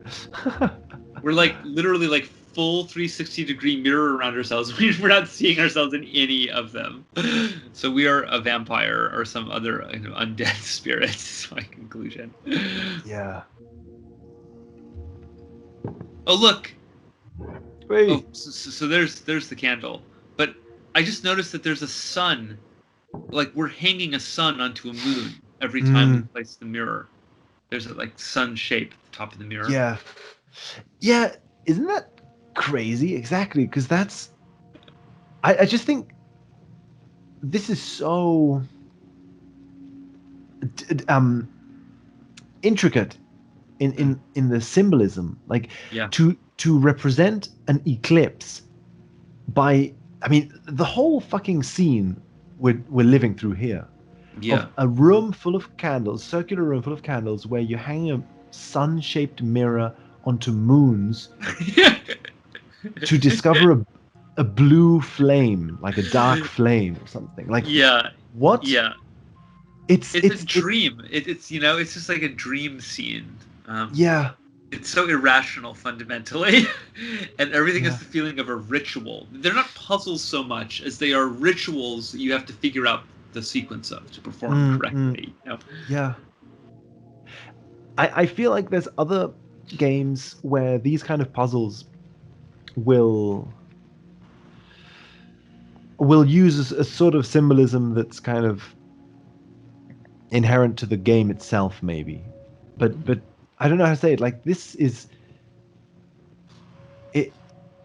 it's taking a lot of care, it seems, to make puzzles that resonate with actual alchemical symbolism in a very deep sort of way. I don't Yeah, know. I agree. They could have made this, yeah, like they could have made this puzzle in a much more simple way, but it's the thing. I think what's tripping me out is that this, like you say, it's not just a puzzle. That's the whole thing. It's not just a puzzle. That's what's kind of trippy about it, because the point here isn't to solve a puzzle; it's to like see a symbol, or something. Yeah. To see it clearly, to sort of enact it. And literally, we're doing a lot of like selecting of symbols, like the correct symbols, the correct locations to open these doors and so on. Yeah. So I'm not sure what to do here. I guess so we have to actually like figure out what candle that's pointing at. It's going to be somewhere behind us at this perspective, and click it. So you gotta kind of look at that 1, 2, 3. shape. You know, learn the shape of those candles, flip it in your brain because that's a mirror image, and then find it. It's asking you to do a complicated visual point symmetry translation in your head. Pretty crazy. Yeah. Right, like I get the feeling, and maybe this is just sort of like old sort of grandpa kind of thinking, but I feel like games nowadays don't do this. No, they would never do this. This is asking too much of a player by like maybe maybe they would. Maybe I imagine there's indie games that do, but a big budget game like this, like requiring you to do this sort of abstraction in your head, like it's crazy. I love it. The only thing like that I've experienced in kind of modern times is was Fez, probably. Fez had puzzles like this that required like really pretty deep thinking and weird lateral thinking and special knowledge sometimes even. You might have to look up kind of outside of the game or things like that. So I loved it. So, yeah, it's somewhere in here, this basic area.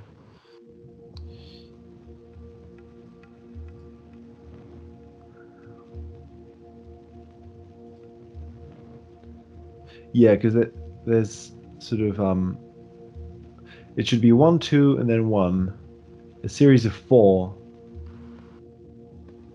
1, 2, and 1, a series of 4.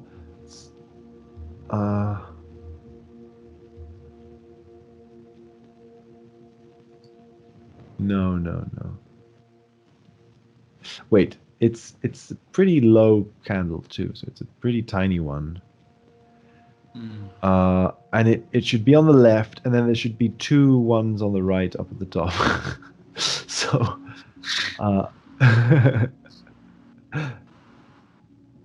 And it should sort of coincide. No, okay, no, it shouldn't. It shouldn't coincide. So this on the right, this on the left. Yeah, fuck. See, I celebrated this type of puzzle too soon. Yeah. Um, let's see. We know it's probably going to be on that lower shelf, right? It's going to be on, yeah. There's going to be a short candle on that lower shelf, so you just click on all the short candles on that lower shelf. We'll find it that way. Yeah, I think that's a good idea.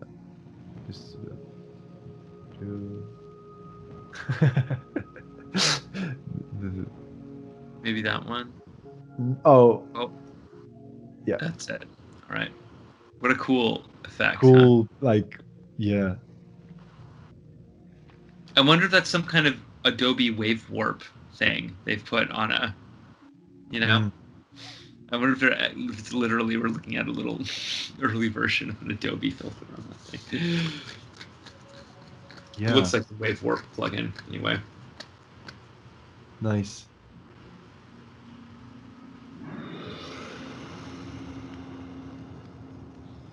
The sound of like souls being released from a crypt or something.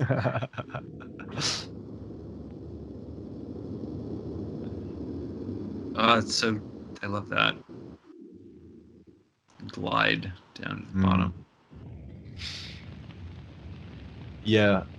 I love that you don't have to backtrack too, it just sort of takes you here directly. It's quite nice, yeah.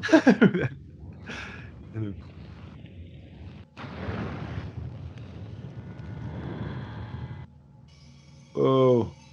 Oh man. The priest. I love this dude. Okay. Shit. Fuck. Trapped. Oh no, okay, yeah. Bless you, good brother. Fire. Spark of the universe. I feel the heat in my very soul. The Nemesis. My daughter Alexandria was his victim. Brilliant. Beautiful. And he killed her simply because she got in the way. I couldn't save her. And for that, I'll burn yet. Sometimes I feel her spirit here. I hear her music. Please, help us.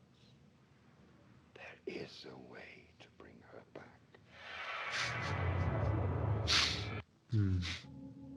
So we learned that we're going to be doing a little bit of necromancy, maybe, or something. It's going to be like raising this dead girl. Yep. Yep. Exactly. Yeah. Ah. That's funny. All right, we're like one puzzle sequence away from gaining access to the other worlds. It's exciting. Yep. We've got to deal with that door. I have no idea, really. I could just look up the solution if you want. I'll go to the library for a second. Okay. Just in case. Shit, I always miss it. Okay. So, because I think there was some book. There's like an astrology book or something, right? Yeah, exactly. There was like a big astronomy for New Age. Oh yeah, Carl Sagan. No. And we figured out the joke here, right? Which was Venus envy is like penis envy. Oh, Venus envy. That's why it's called that. Yeah. So now we know all the jokes. My anus. What a great joke. Bravo.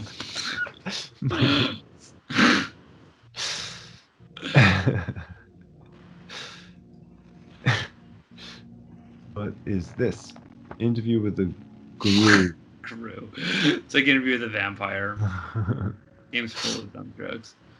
The Grus, in the Zork mythology, are creatures that only appear in the dark, and they'll kill you. So.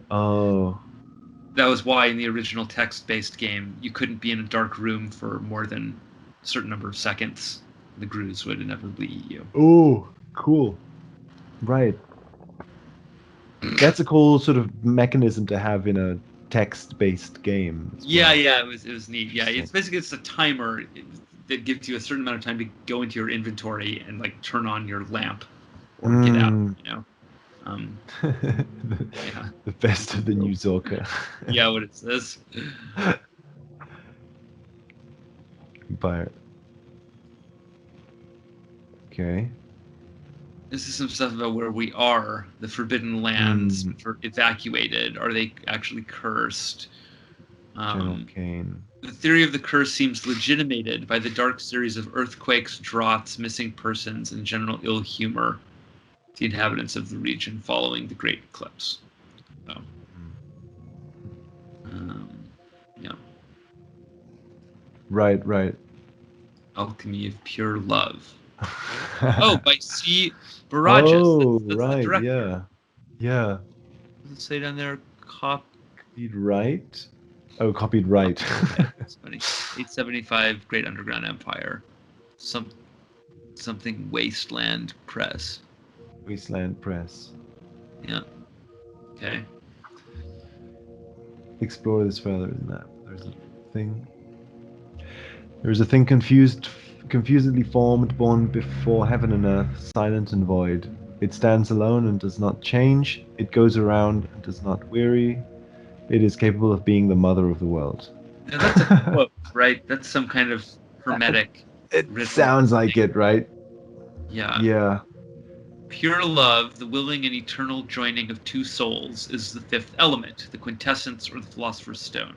The sun and moon are two magical principles, one active, the other passive, this masculine, that feminine. There is not a compound in all nature, but hath in it these two luminaries, a little sun and a little moon. Is there any more in it? No. No, that's just this one little bit. So Yeah. this is the director's message to us Mm. about the meaning of her game about alchemy. That the fifth element is love. Yeah. Defined in this alchemical way of a union of contraries. Mm. Yeah, this stuff excites me because, like, this is clearly like she is not just. I mean, this is obvious from the game, I think, but it's always good to realize that this is a deep reading of alchemy in the sense that it's not just.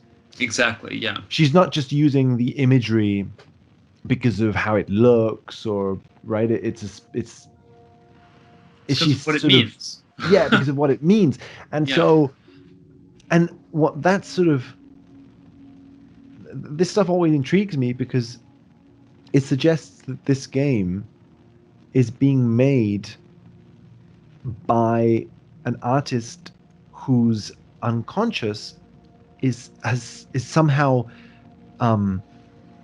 boiling with this sort of stuff. Yeah. It seems to me so that it sort of suggests that probably there is a lot of unconscious content in this game that was allowed to flow out into the game because these like symbols were activated or something, some weird kind of way to put it, but Absolutely. Yeah. yeah. Well, I don't think we got very much help in solving this fucking puzzle in here. No, and these books are not like none of the other books. This is like my best My best excesses by Lord Dimwit Flathead. I always want to associate this with Trump now, but that can't be right. Dimwit Flathead. Can we read it for a second? I think this is pretty funny. Yeah. Chapter 1 on taxes.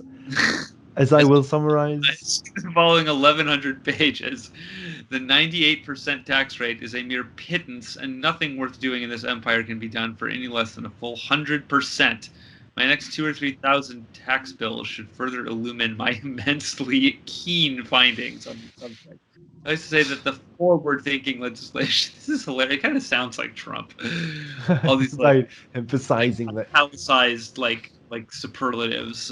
keen. Yeah. wise, handsome, pernicious, vision, afford, excellent, require. I don't know. Yeah, funny. And it's some kind of dictator figure, I guess. Right. It's weird that's included in here. There's just this weird book about ego inflation to like dictator levels, you know? Feels cautionary for anyone reading this as a serious guide towards alchemy. Maybe it's not just a joke, you know? Yeah. Such things yeah. are dangerous on the in the individuation process, you know? Yeah, exactly. Yeah. Huh. That is So there is a interesting. philosopher king, even. And saying the word philosopher in a game about alchemy, I don't know. I feel like it opens itself up to that kind of reading. It's trying to control an underground flood control dam. Oh, sorry. It's kind of in the direction of unconscious action as well. Some who doubt we require an underground flood control dam where there is no rain. As if the inspired work of a philosopher king was to be governed by the vicissitudes of the weather, you know. This big ego will not admit that this underground water thing is outside of its control. I don't know. Yeah. Huh. Yeah, fuck. Well, I think we should just go back to that door and brute force the solution. Yeah. Let's see. I'm just gonna look it up. Like, fuck these old games, honestly. Like, I just want to get to the content, you know? Right. Um, I guess it was in the alchemist lab. There must have been some sort of oh, maybe we can go check if you'd like. I don't know. I don't mind solving these things properly. I just don't No, want I to. mean, if it, yeah, I agree though. If it takes too long, I don't want to. Fuck. Okay, so where is the alchemist lab? This way. No. So you're doing. Okay.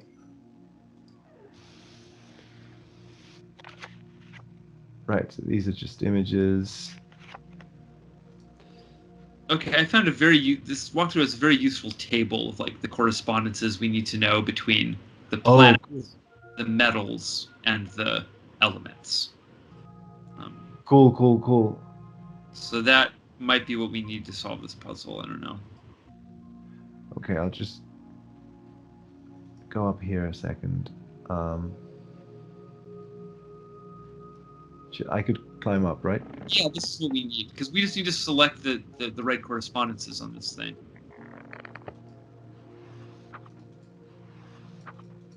Okay. Well, yeah. I'll just come down.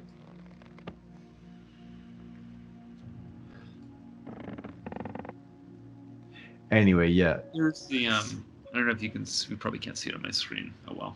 No. I'm gonna take a picture of this though, so that we have it. Okay. Cool.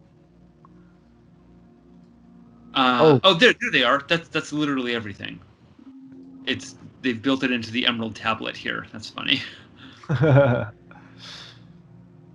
Okay, so Jupiter is right. So it's this whole thing. Okay. Yeah. So we're trying to do Earth now, right? So we need to select those two symbols there, Mers and Iron. Mers. Oh, right. Yeah. Mers is just the classic masculine Mars symbol, and then Iron looks like a Scorpio. Oh. Male Scorpio. That's what we need to select, I guess. Male Scorpion. Ah, fuck. That seems not so far away astrologically from what we might imagine Cain's chart to be about. I don't know. Cain. Yeah, he is like the big masculine figure, you know. He's the military. And he's kind of a dark, brooding sort. So I don't know. Scorpio's not so far away. Right. Yeah. Scorpio and like yeah. Isn't he in like a desert, like a lot of sand dunes? Scorpion's native to these regions, so I don't know. Yeah, actually, that's funny. That's the area of the game where I stopped playing last time. Yeah. I did every single planet. It's hard. It's really kind of a tedious world. Yeah. So I guess we probably just want to show only the ones that, yeah.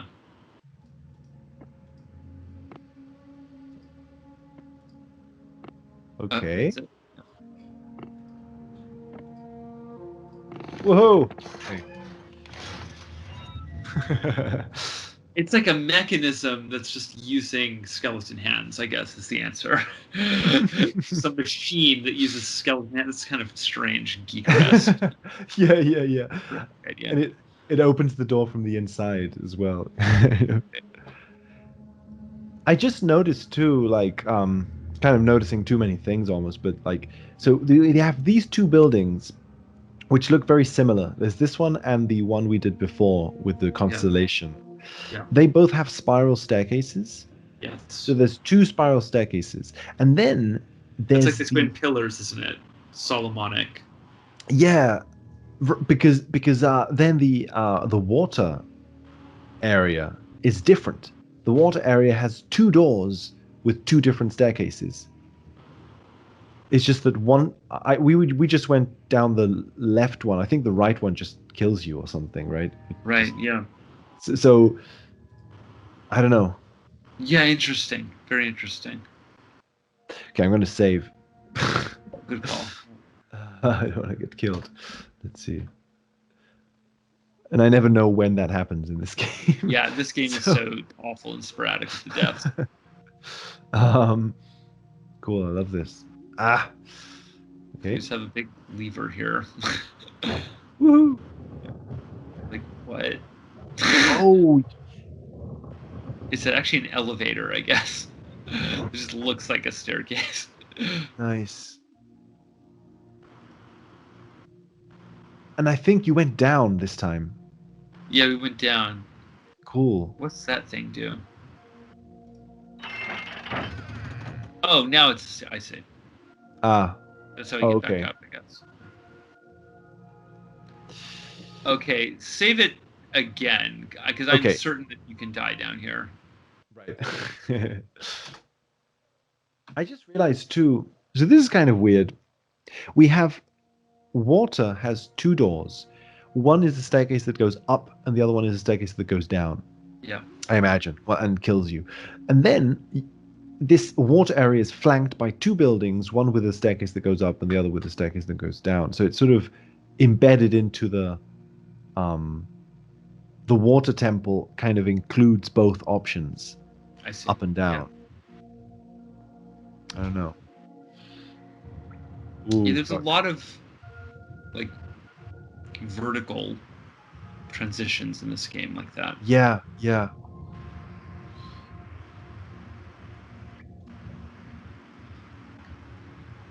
Okay. Cool. Like this. So we're really beneath the temple in like a natural cave system almost now. Nice. Cool. I'm going to eat a banana on camera. So. Good idea. That seems very Indiana Jones to me, you know? Yeah. It's like an artifact. That must have been released. Yeah, because it's an 80s movie. Yeah. So this is 90s. Yeah. Right? So, yeah. Okay. So this is literally like, if you pick the wrong one, you die. Aha. Yes. Yeah. Okay. Right. Fuck. You gotta select a destination from that box first. Oof. So which one is his world, you know? Oh, fuck. Right. That's crazy. Is the game? There must be some way for you to guess this, right? There must be some clue. Click on any random one. Oh, okay. That's how. Yeah. Right. So, let me look at my phone.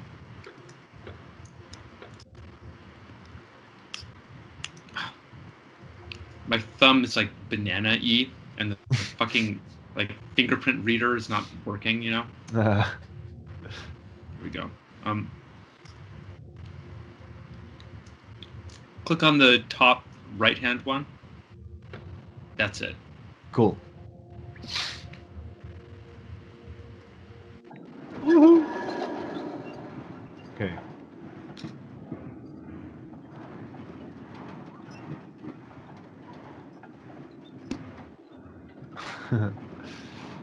I think maybe the other ones just drop you off in like a fire pit or something contrived like that. I don't know. I love this. So many of these games had things like this. They just become like a little roller coaster sim for 10 seconds or something.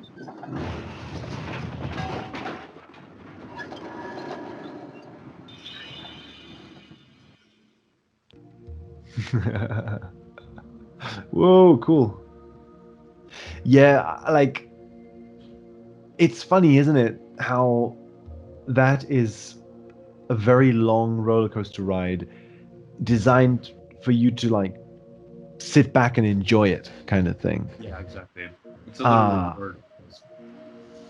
That's really nice. I love that. Like,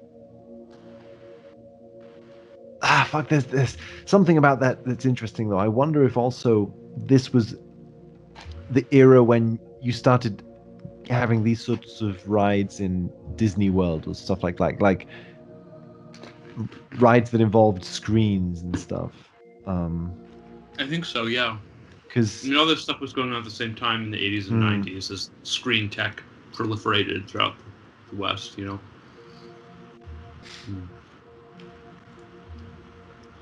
Cool. Are those skulls like Yeah. they huge or something? Huge, What are they huge. skulls of? What are they, like giants down here? It's pretty weird. Are they sculptures? Are we tiny? Like, what's going on? Right, we could be tiny, yeah. That'd be funny. I wonder if I can touch this. Yeah, that's it. That's our. Oh, cool. That's the element. Right. So Earth is represented by a skull. Okay. I think it's a lump of iron made into a skull shape or something. Maybe we are supposed to think those other skulls are carved out of the rock, therefore. I'm kind of having like. What was any of that about, yo? What a weird puzzle sequence. Is it like builder, like carvers beneath the temple that live in the mines down there that create little skull art things out of iron? Like what is that? Anyway. I know. I love the way that both Myst and this game use underground train rides to represent Earth somehow. Like it isn't like, because in Myst also, like when you go underground, there's like some train thing. The selenetic age that you access via the rocket ship, and which is kind of a desert world, interestingly. Yeah, it's got that huge train maze beneath that you're supposed to solve by using the audio cues, but you learn the audio cues in a different age, and if you haven't been to that age already, you're supposed to solve the puzzle that way. So a lot of people ended up like mapping it out manually, which is what my dad and I did. He had graph paper. We mapped out every single node of the entire fucking thing. It took like an entire weekend. We finally solved it at school. Wow. Oh wow. Yeah. There's something about Earth. See, like that's the thing. I'm wanting to think about this area we just saw, because, like, what the fuck? It's this game is too intense in a sense. There's just too many things. Going on. I love the fact that you visit that area and you just won't ever visit again. So it's an entire area of the game, an entire area of the temple that you just see for like 5 minutes. Exactly. Yeah. That's so cool. That's so different. Like the amount of work that probably went into rendering all those caves down there and stuff. Yeah, It's a lot of yeah, work, like it's one little throwaway environment that you're ultimately only in for like 5 minutes or something. yeah. You know? Yeah. I know, like you can almost like feel that. I think the there's something moving about that somehow of of being in that environment that has taken so much time and effort to design and sort of feeling the brevity of the time that you're there. That's weird. Yeah. Yeah. Uh, Yeah. love that. Same. It really makes you dream somehow. Because now I'm like, that was such a cool area, and I don't know. And I It won't be suggests there that again. everything is more important than you think it is, or something. You know? Yeah, Kind of like, oh, exactly. should I have spent more time there? Mm, but it's weirdly empty at the same time. You know? yeah. I mean, there's stuff to see, but Mm, mm. it was one of those things that as a kid it had the effect of drawing me into the world because it implies that like there's just this giant network of caves beneath this town. Like who knows what else might be down there. Yeah. We don't ever, the game doesn't allow us to go there, but it sort of implies that there's this like bigger environment down there. I love stuff like that. Yeah. Yeah. Yeah. Same thing with like those doors in the initial hallway in here that you can like tap on. Mm, hmm. They Right. never open or go anywhere. You're just left to wonder why are they bricked over? What was in those rooms? You know? Yeah. Yeah. Yeah, and there was that like telescope that you used to look at the weird rock formations that look Yeah. like they look also the thing is that this is Like, what crazy even because is that? How is that there? What is that set up for? right, Someone's like right. looking at that thing from a distance for some reason.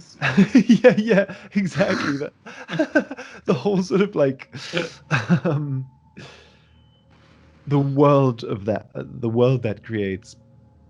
Uh, the fact that those rock formations look like a natural sort of thing, like a forest, like a stone forest or something. It makes it seem as if under this temple there is something even older than the temple Yeah, yeah, that's not just random earth. It's some weird complex. It's very sort of like yeah, like deeper and deeper layers of structure yeah, that are real somehow. totally. Yeah, yeah. Um yeah. It's sort of like that's fuck it. Yeah. This game is really like bloating me with Yeah, impressions.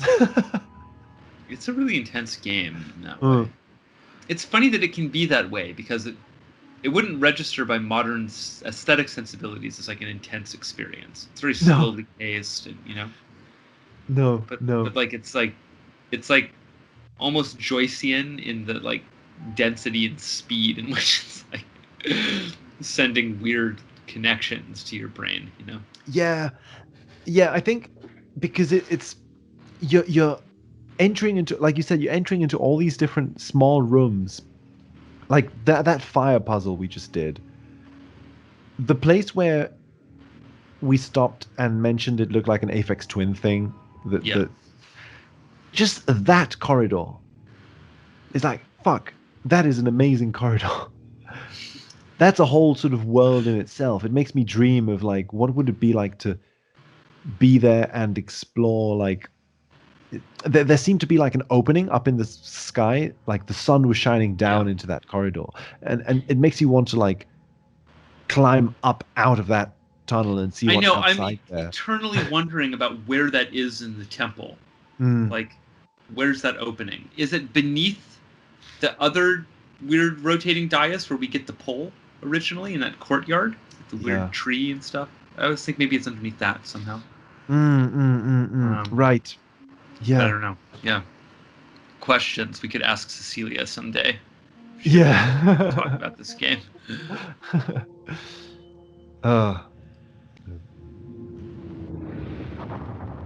All right. Now we. oh. Oh. The union of the four powers is complete.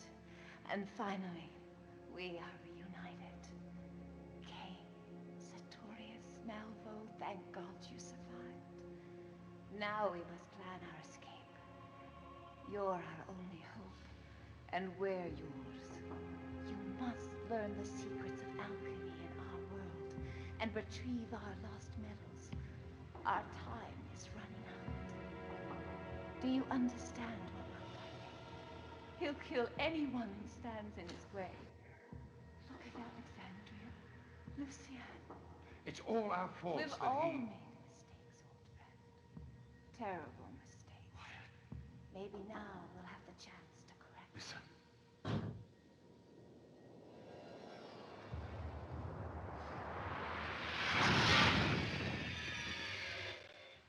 Why have you come, fool? To turn your worthless ore into gold? To trade a few pitiful years for eternal life? Oh, I know. Maybe you're the hero of the day. You seek the truth, my fool? Come closer. Listen, and I will utter my truth. A truth so heinous that you will wish you had never looked upon it. Nemesis! Neither your magic nor your dementia can save you. This one is Dementia. that will follow. Speak up, Sartorius. I don't hear you. The great alchemists. And you. Now it's time for you to join your friends in hell.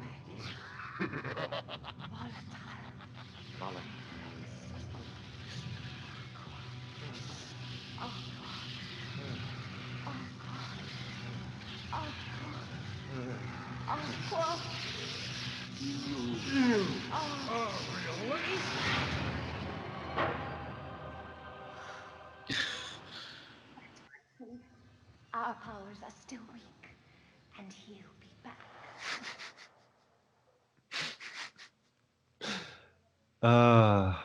It's interesting how much of that I just sort of like glazed over or something when I was a kid. And like that's a weird sequence of stuff. The Nemesis shows up. He's actually there, but it's like he's disguised himself with like magic. He has like a magic voice pitch shifter and a magic like LED blast that he does so that we can't know who he is. And then the other alchemists thwart that, and then what do we think? They like banish him and then produce this orb? Or is he like trapped in the orb? Or did he become the orb? And now the orb is the thing that we use to put in the planetarium. It's going to be the sun in the planetarium. Oh, good point. Yeah, It lets yeah, us yeah, access all the yeah. other worlds. So I'm always a little, and I like how you've placed that there. Yeah. I don't know, like what just happened? Anyway. Yeah. I know, I love it.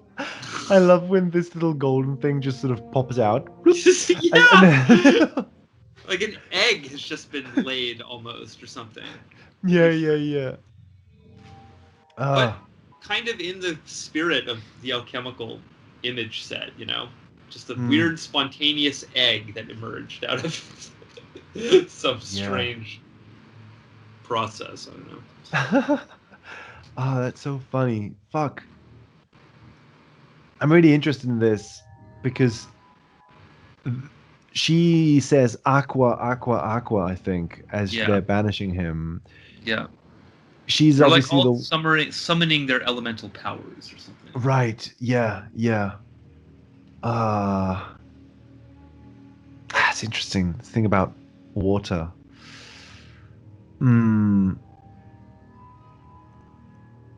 And it's funny. I think Cecilia even places this object here. Like I don't think I put it. Like I think it was like naturally here when the cutscene ended or something. Maybe not, but it seems this is such a natural place for it to be, and that Yeah. itself is already like a good way of learning what it is, kind of thing. You're like, Right. okay, Yes. Yeah. it's the sun or whatever. Right. Yeah. Um,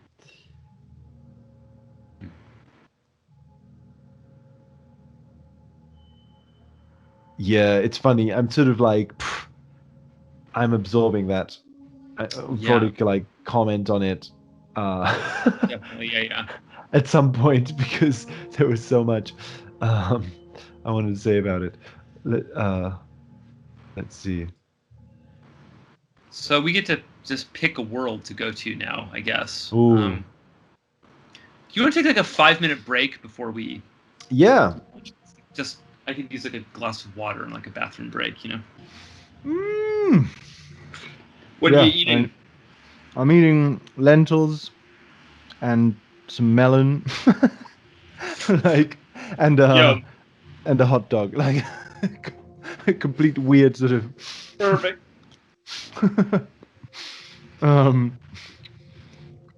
Oh, good. Yeah, like this game requires sustenance.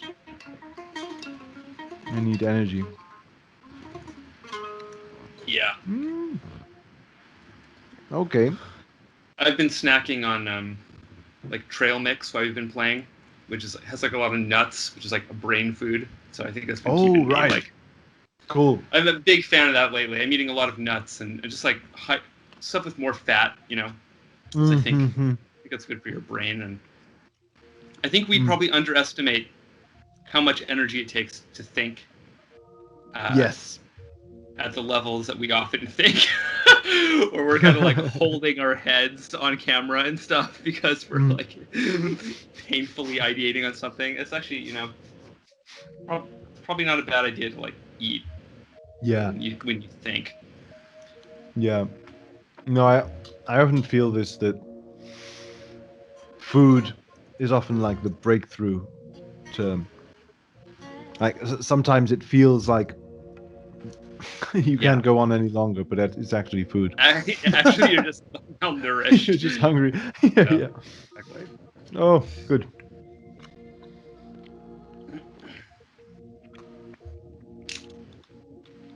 Okay, so I'm gonna need to Yeah, I mean, take your time and eat whatever. I'm Yeah. smoking weed. Okay.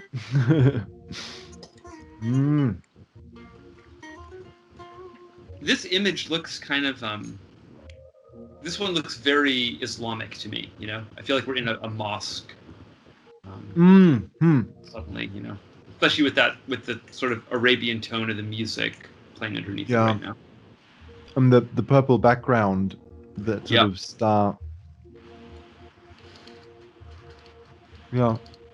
Funny.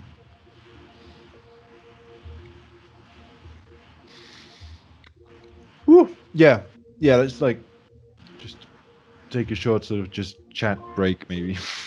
Great. Yeah. So I can't use my hand right now for them. Totally. Okay, good.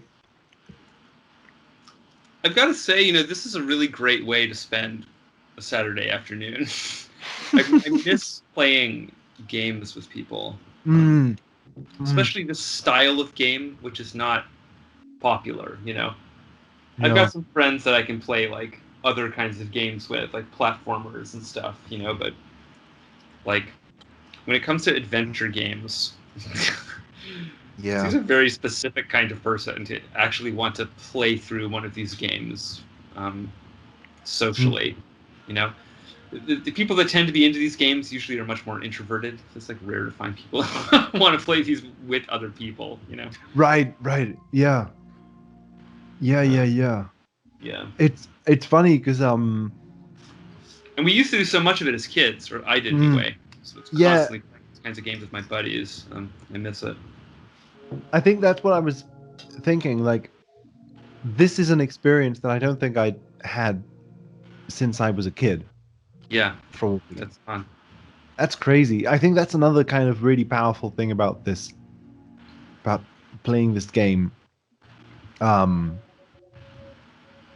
Now as adult, is just that the experience of playing this with someone else. Yeah, it's Yeah, it's very it's cool. unlike any other multiplayer experience that I've had as an adult. Like it's a completely different thing because the multiplayer element of it is the commenting, is the commentary track. Yeah, you That's know, the only, yeah. I think Like, I've really failed to articulate on camera probably like how much my father's media consumption style influenced me um, straight through into my current work with Sync and all this stuff because we were definitely a house where like the media commentary was always on. Like mm, my dad was constantly narrating on top of basically anything we were watching on TV, and then also these were the kinds of games we like to play, and it mm, was often like my little brother, me, and my dad would all play these games, and yeah, we do what we're doing. We just like talk while we played, and my dad was yeah, so knowledgeable about stuff and about psychology and stuff. He was a great guy to play these kinds of games with or watch movies with. mm, He always had. I mean, he was great at cracking jokes, but he also had often really insightful things to say about this stuff, at least from my standpoint as a kid, you know. mm, Um, uh, yeah. I didn't know anything about anything. I didn't know about the Emerald Tablet, you know. But my dad Right. definitely knew about that kind of stuff. Oh, right. Cool. Yeah. Mm, mm, Plus, as a kid, like having an adult like my dad who was so good at solving puzzles, it mm. made for a much easier like romp through these games. A lot of my Yeah. friends would give up on these games, but because I was playing with my dad, he always wanted to finish them and was really good at them. So we moved them pretty quickly. You're right. That is that. Yeah, that must be so important because I remember my first time playing Myst was with another kid my age, and we just couldn't move past the the initial sort of like just the initial sort of underground switch area in the harbor kind of thing. Like the very first thing, like I remember just sort of not even knowing what we were meant to do. Uh, I think we were very young as well, but it must be it's cool as well. The idea of a game that is played multi-generationally, like Very between cool. Yeah. people of different generations. Myst was a big one in that regard, just because of the accessibility of its basic interface and sort of, you know, I think very few people actually completed that game. You know, Mm, they're always like, oh, it sold like a million bajillion gajillion copies. Like that's true, but like most people never made it off the first island. You know, mm, um, I think the nice thing about Myst's design, though, was that for what most people were hoping to get out of it, that ended up being enough. mm. People just wanted to experience a weird, almost VR thing on their computer that was beautiful and evocative, and there was enough of that on the base island to satisfy people in a kind of frustrating way. You know what I mean? Yeah, yeah, Um, yeah. yeah, I was really lucky for sure. Like my dad's like a genius, and so Mm, these games were like made for him. You know. mm, mm, mm. And any game that involved any kind of like special knowledge to do with anything, like my dad was just all over that. He loved like games that required you to know things about other alphabets, Mm. Right. you know, stuff like that. Yeah. That's funny. That's kind of sinky for me at the moment because I've been focusing a lot recently on like children's games that are played with parents or stuff like that.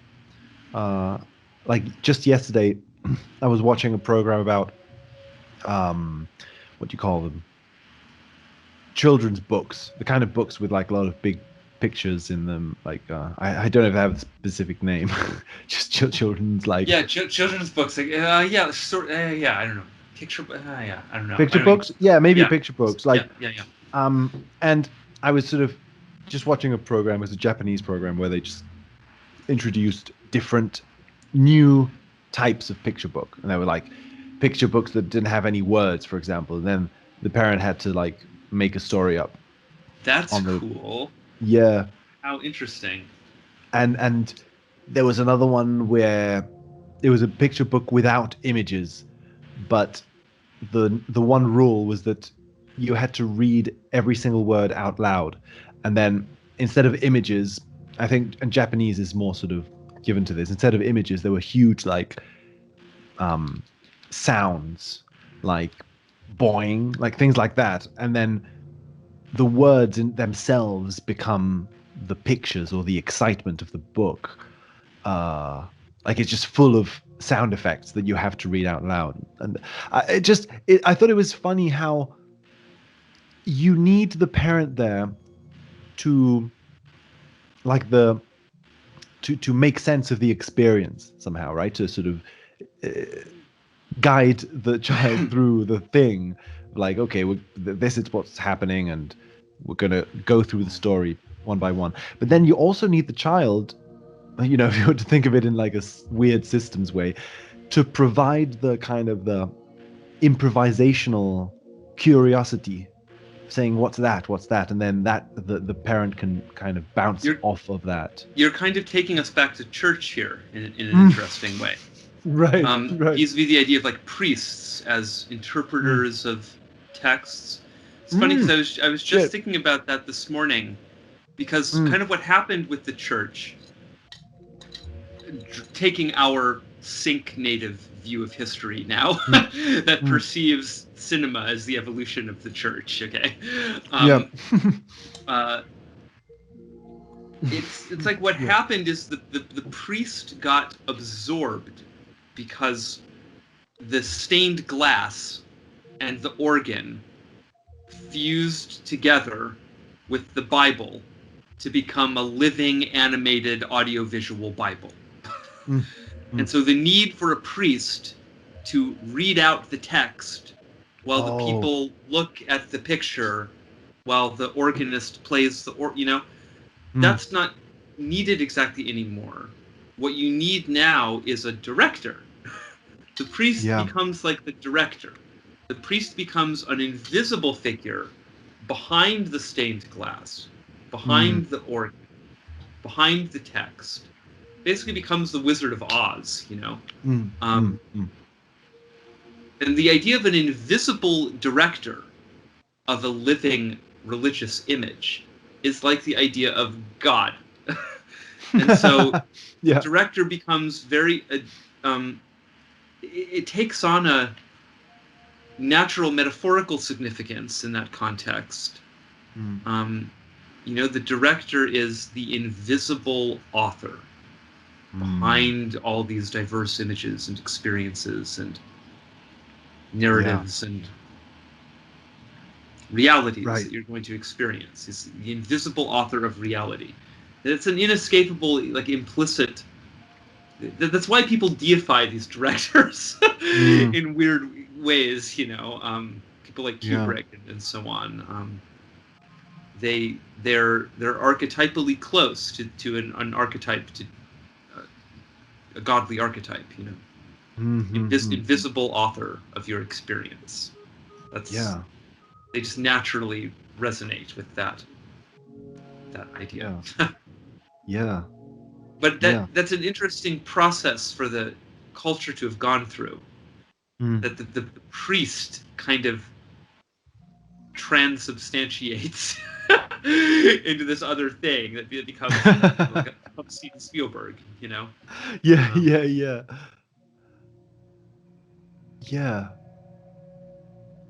That's and what really we were weird. saying earlier is we're all about to become that now. We're all about to become the directors of our own living video hallucinations like this. Yeah.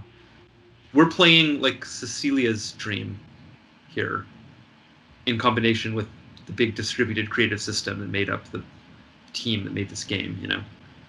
And when we watch a movie, we're watching like Steven's Dream or so on.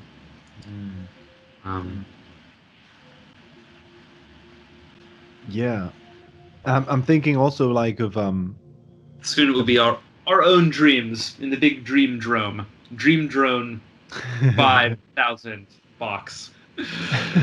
Deluxe. I don't know. 5,000 Fox. Wait, did you say Fox or Box? Yeah, I thought you said Fox. Yeah, I don't know. I said Box. I was trying to make like an Xbox joke. It didn't land. Oh, right. The Fox. Yeah, I put foxes up on my Instagram today. It's Oh, rare right. that I Cool. do that. It's funny you mishear it that way. Huh.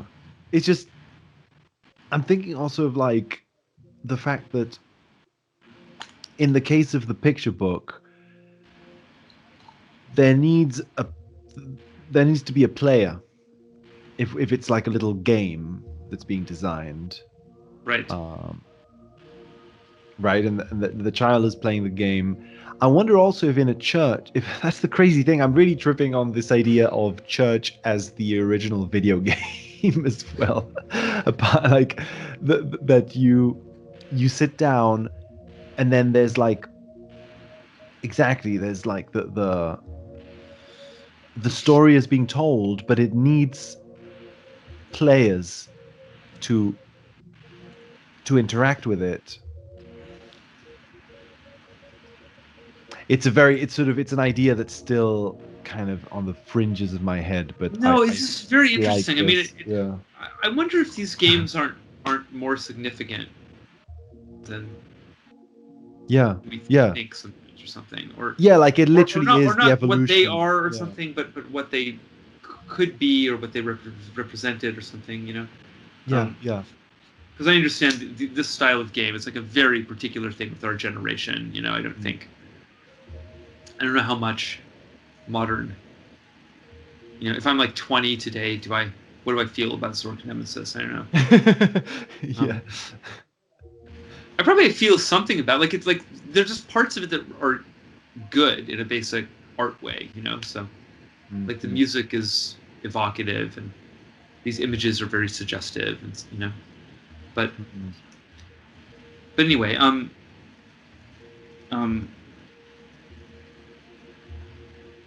to me, like this game was like a religious experience, basically, that I was having in my little computer room, you know. And a lot of these games were kind of that way. They were. I felt about some of these games the way that I heard people talking about like 2001, you know, that like watching it was a transcendent experience that really expanded their consciousness in some substantive way, you know. Myst totally did that for me because it reorganized my attitude towards my environment, or emphasized, or kind of what am I trying to say? What's the word? Not dignified, but legitimized. It legitimized an approach to the world that it's not all about action and stuff happening so dynamically. Like it's also about quiet traces that live in the details that might tell a secret story, you know? And that secret story might have a ton of drama and intrigue and mystery in it, but that you access it mainly by noticing little tells and clues and suggestions of things. It made me into a detective for meaning and narrative and things situated in implicit zones, half hidden.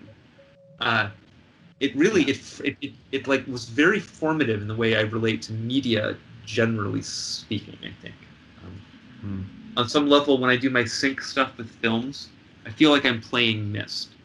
My brain's in a similar space. I'm looking for puzzles and clues and evidence and terrain that seems to have the feeling of like something happened here once, or in the future, or on some other plane of existence, but not exactly now. But there are little remnants of it that can be noticed if you've got the eye for it, you know. Yeah. It's like exactly. You're sort of watching a movie, and you watch another movie, and you watch another movie, and after a while, you get the sense, the same sense you would get in a game like Myst or in a game like this, where you move your cursor like this, right? You move your cursor over this object, and suddenly you notice that you can touch it, you can interact with it, Yeah, yeah, right? I love that. It's Yeah. it's this same feeling in movies of like noticing Exactly. like Yeah. the same kind of dog in every movie. I mean, like, Yeah. wait a minute, Yeah, I can it's the actually same. touch this dog. Alan, it's the same like muscle memory, because I mean we're watching these films on our computers, right? We're using the same pointing device. Like when I watch movies, I'm moving my Right. cursor over the image, just like you move the cursor over hot spots in an adventure game. Yeah. Waiting for things to light up, you know? And you're waiting for them to light up. You're waiting for them to light up in the synchronistic context or in the meaning context, the hermeneutic process, you know. Yeah. Yeah. If you could see them glow, that's almost what you want, you know. Right. Which is just what these games give you. They tell you when there's a magical thing you should look at more closely, just by lighting up the cursor usually. But not all games did that. Some games just had a static cursor, so they really forced you to click constantly. You know? Design flaw. Right, exactly. Yeah. The kind of game where you just have to kind of click everything and see what reacts. Pixel hunting. Yeah. Yeah. Like, it's crazy also because I just keep thinking about this in terms of generations. Because in the generation that we were born, more or less, there is like these kind of games. These kind of games are around during our childhood and teenage years, so we're able to play them then. It's not just that we're able to play them. See, I'm just thinking about this in terms of like, in a slightly like fated sort of way, the way that each generation is sort of fated to encounter certain things. Like, yeah. Like as introverted kids who are into computers, there is no way we weren't going to play these games. No, yeah, totally. It was a foregone conclusion. Yeah. Right. Like, and it's crazy to me because sometimes I think like, when did I begin to like be interested in the occult, or when did I begin to like look for things like this? And I'm like, fuck, it's crazy when you think about it. There are clear like moments, clear like transitional moments, but at the same time, it's probably like from the moment I was born into a specific era, right? In the 90s, where as a kid who is introverted, this is where I was going to be directed. And then these kind of games are being made by people who were already adults in the 90s, and they were all into like young and weird shit. Like all these games are sort of weirdly esoteric anyway. Like it's a meeting of worlds that's weirdly inevitable, right? There's a boom of like Terence McKenna type people. There's a boom of hippies who are into computers, and they make these kind of games. Then I'm born. I receive the kind of games they made as adults. I receive them as a child. Yeah. Well, in my case, I mean, I was amazing. raised by one of those weird hippies, you know, because my dad was like an acid guy in the 70s, right? And that's how he found God. Right. Cool.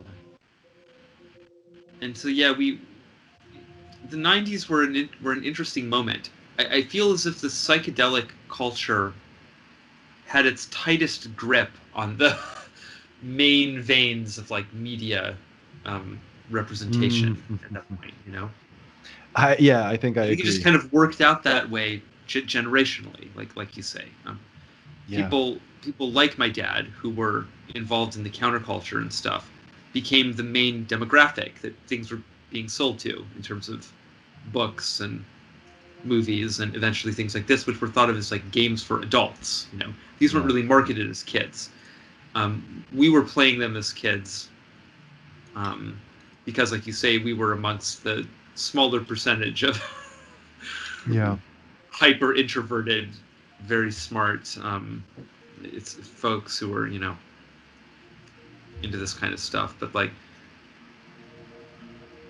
I had friends who thought this stuff was totally lame, like they were not into Myst or anything like that.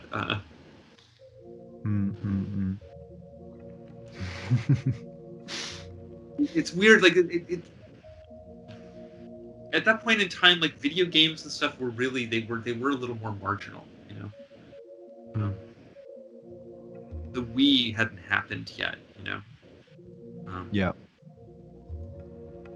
Like NES and Genesis were giant things, but it was totally for kids and teenagers, you know.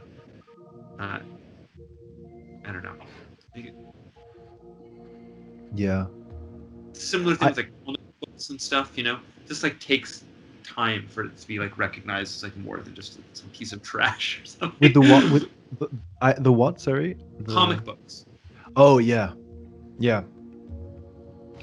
Or just any other genre that's kind of coded as like low art or whatever, you know. Yeah.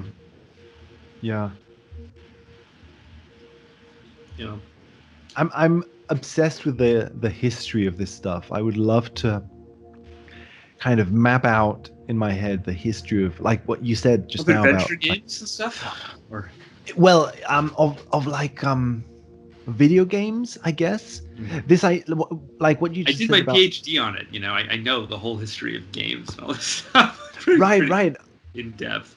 Right. Of course, yeah. Or I did at one time. Probably pretty busting the details. That's cool. But the very first thing that was considered anything like a video game was were programs made on like oscilloscopes, which were you know, used in military applications, but they're really just they're instruments, you know, for visualizing waveforms. And those things work by just tracing a beam on this like phosphorus glass plate really fast. It's an electron gun idea. And so there was a program. I think there might have been one or two things that preceded this, but the big thing historically was this game called Tennis for Two, which was like a little Pong style game, I think. Right. And it ran on some particular computer, giant like thing that you fed cards or tape or I don't know exactly, but old style ancient giant thing, and yeah, it visualized out on an oscilloscope. And I think there was a custom controller that this engineer had built that, you know, I don't remember if this was like at NASA or some other government place, or maybe it was at a university or something, but it was just this total like nerd thing. It's just not like a game that anyone could play, except people that had access to this extremely specialized, you know, $1 million computer system and so on. But so that was the origin of it. In terms of that kind of thing, I guess the Magnavox Odyssey is the first kind of like home console idea. Right. I think that thing is just like black and white dots on the screen. It's like overlays that you place on the TV, like actual like. Oh fuck! Right. Interesting. Like transparencies, you know, with like that would color the screen and like put a HUD on the screen. That's so cool! Right. So you're navigating a map, but the map is like. Yeah. Like pasted onto the screen. Yeah, exactly. Huh. And they had kind of like board game elements too. It was kind of like you move things around the screen almost like it's pieces, kind of, or something. Board game. Wow. They were really simple games. And then I don't remember at which point. Maybe Pong preceded the Odyssey or followed pretty closely after that. But Pong is like the big thing that becomes like a big video game sensation. It's really easy to play and simple to manufacture these Pong consoles. And so there's just like a bajillion of these Pong consoles made by a bajillion different companies. Like Sears had their own Pong console, you know. They all just had, you know, some weird uni controller thing that just moves the paddle around. Got two of those. Got a Pong console.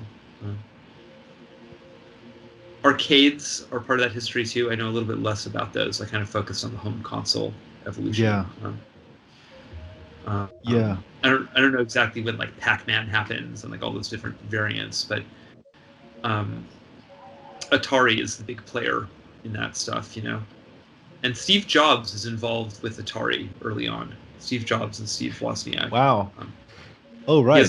He has a job working on some game at Atari. I don't remember which one. And that's kind of involved in how they get into making Apple and stuff. So, right. Wow. Shit. Something about this sort of history. Really... Well, and then they make HyperCard, and then HyperCard makes Myst possible because, you know, they were working on Macs. Yes. Yeah. Right. Of course. Huh. So it's weird. Like Steve Jobs is kind of sitting behind all these games in a funny way, in the same way he is behind these iPhones and all the things you can do on these phones, you know. The whole idea of like a graphical interface with a mouse on a, you know, that's Apple brought that to the mainstream. Right. Schemes were all developed on Macs using tools made, you know, by Mac and by companies in the Mac ecosystem like Adobe. I'm sure this game was made using some proprietary thing because this was a big budget game.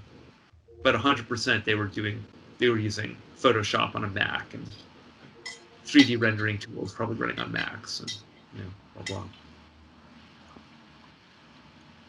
It's crazy, like thinking about this sort of history from like a weird sort of psychedelic perspective is so interesting. Like even really city details that maybe would be boring in another context seems super interesting. Just the it's kind of creepy almost. Yeah, exactly.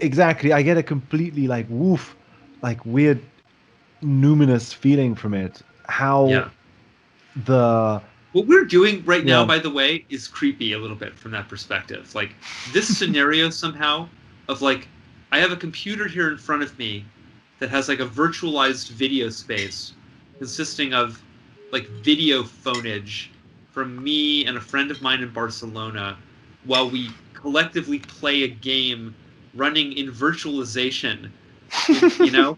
As if there's like a DOS machine here in some adjacent little video window. Like, what am I looking at globally as like a video image here? Like, this is nuts. Like, this is pure science fiction as far as I was concerned as an 8-year-old.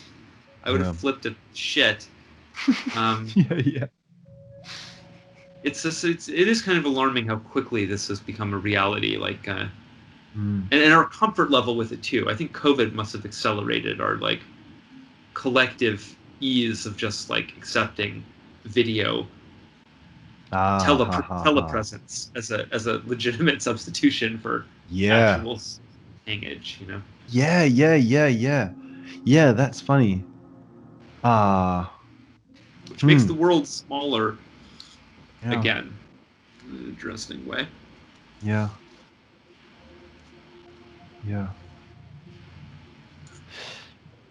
Huh.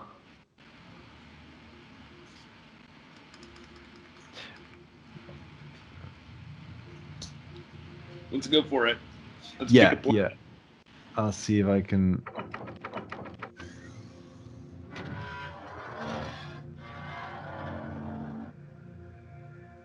No. I love this. It's so funny to me. This giant machine with this car, you know? All these machines, like Myst really launched this aesthetic or idea for a game thing, I guess, of just like inexplicable machines everywhere that you have to interact with. But it's kind of strange. Like most media isn't like that, you know? A movie doesn't just consist of like tons of weird machines that people have to figure out how to use all the time, at least not normally. Yeah. But like I played so many of these games, like legitimately probably like 100 if you with this style of game or something, like a ton, and they all have this. They're just obsessed with like mechanical devices, and God, it's man, just yeah. it's how to make puzzles. It's an easy way to make a puzzle, But I wonder if it has something to do with the screen itself, in that you're using a machine. yeah.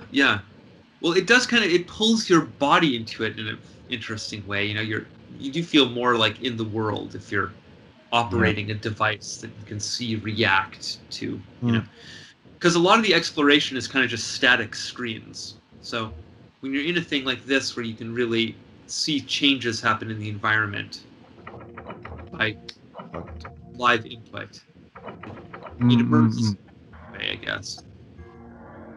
Oh, there we go. Oh, Oh, cool. so where do you want to go?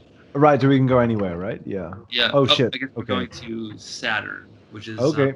I think this is a monastery. Actually, this is great. We're gonna go right to the church. Ooh. Oh, is this the monastery? Is this the? Oh, sick. Someone's knocking on the door. No, this is gonna be the conservatory. Actually. Oh, sorry. You said? Oh, it's the conservatory. Actually, we're going to the conservatory, not the monastery. Ooh, cool.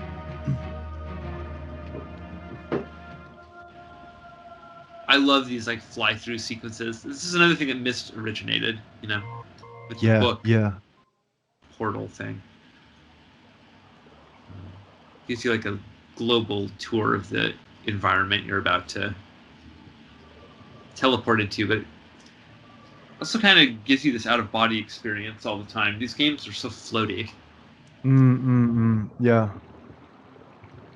I think my flatmates were out at the door. Just gonna check. Yo, Okay. I was just thinking, it's so silly that I can't just like click in this window and take control of your mouse, Yeah.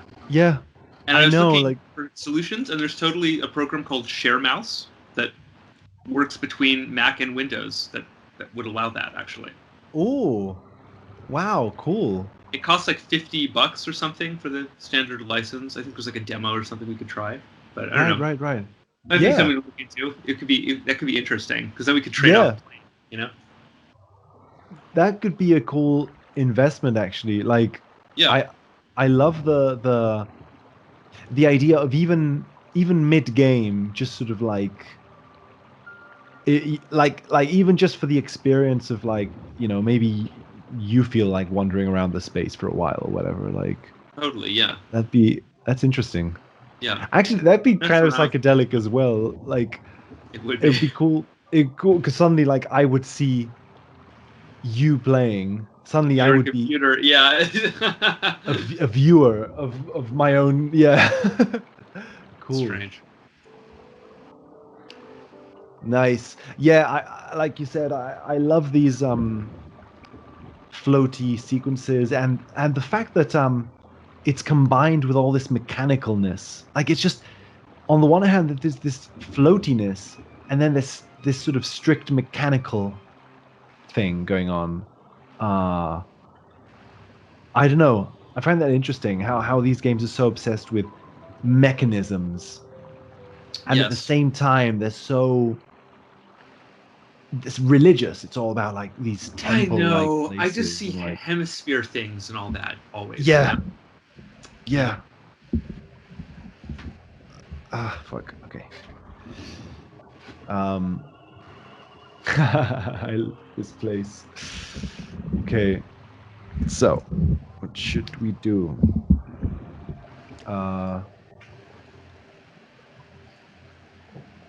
Wander. Yeah.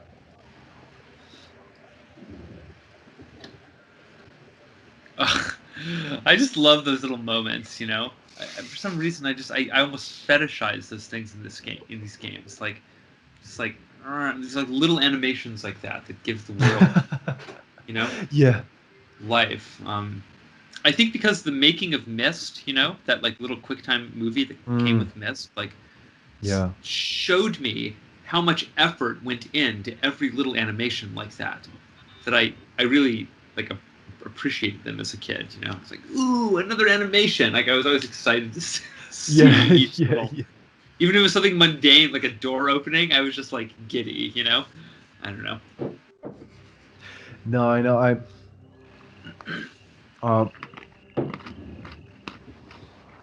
I know. There's just something about that I can't even put into words. Just like doors opening and Yeah, it's just like loading. especially the door opening, because it's like, oh, there's more environment to explore now. It's that you know, it's that anticipation of like just more worlds to interact with. Yeah. For instance, here we are in some kind of strange office. Okay. I guess this is Sophia's office, probably, where she administers the conservatory. Right. I'm having music school flashbacks right now. Okay, we have a tuning fork. That's so cool. I have one of these right next to me here on my desk. Heaven looks like this image. Okay, I love this. Just this texture, this brown like marble thing. So Yeah. it's like supposed to be wood, but it kind of looks almost like it's a stone, and just I don't know. Like weird plastic ray trace quality. I love it. Everything about it. Yum. Yeah, I know what you mean. Fuck. That was nice. Like that when Sound. that was really a fetish moment. Like when it see if I can get it. When it closes, I love the rounded edges. I know. Yes. These rounded edges on the perfect. They nailed it. They're conveying like a deeply physical thing about that object, which is it's impressive. You feel like you can almost smell it or feel it. Yeah. Yeah, it's really pleasing. Fuck. Again, just so can we open and shut it? Oh. Yeah. Again. Oh shit. Oh. Right, you can only shut it when you leave. Okay. It's like good.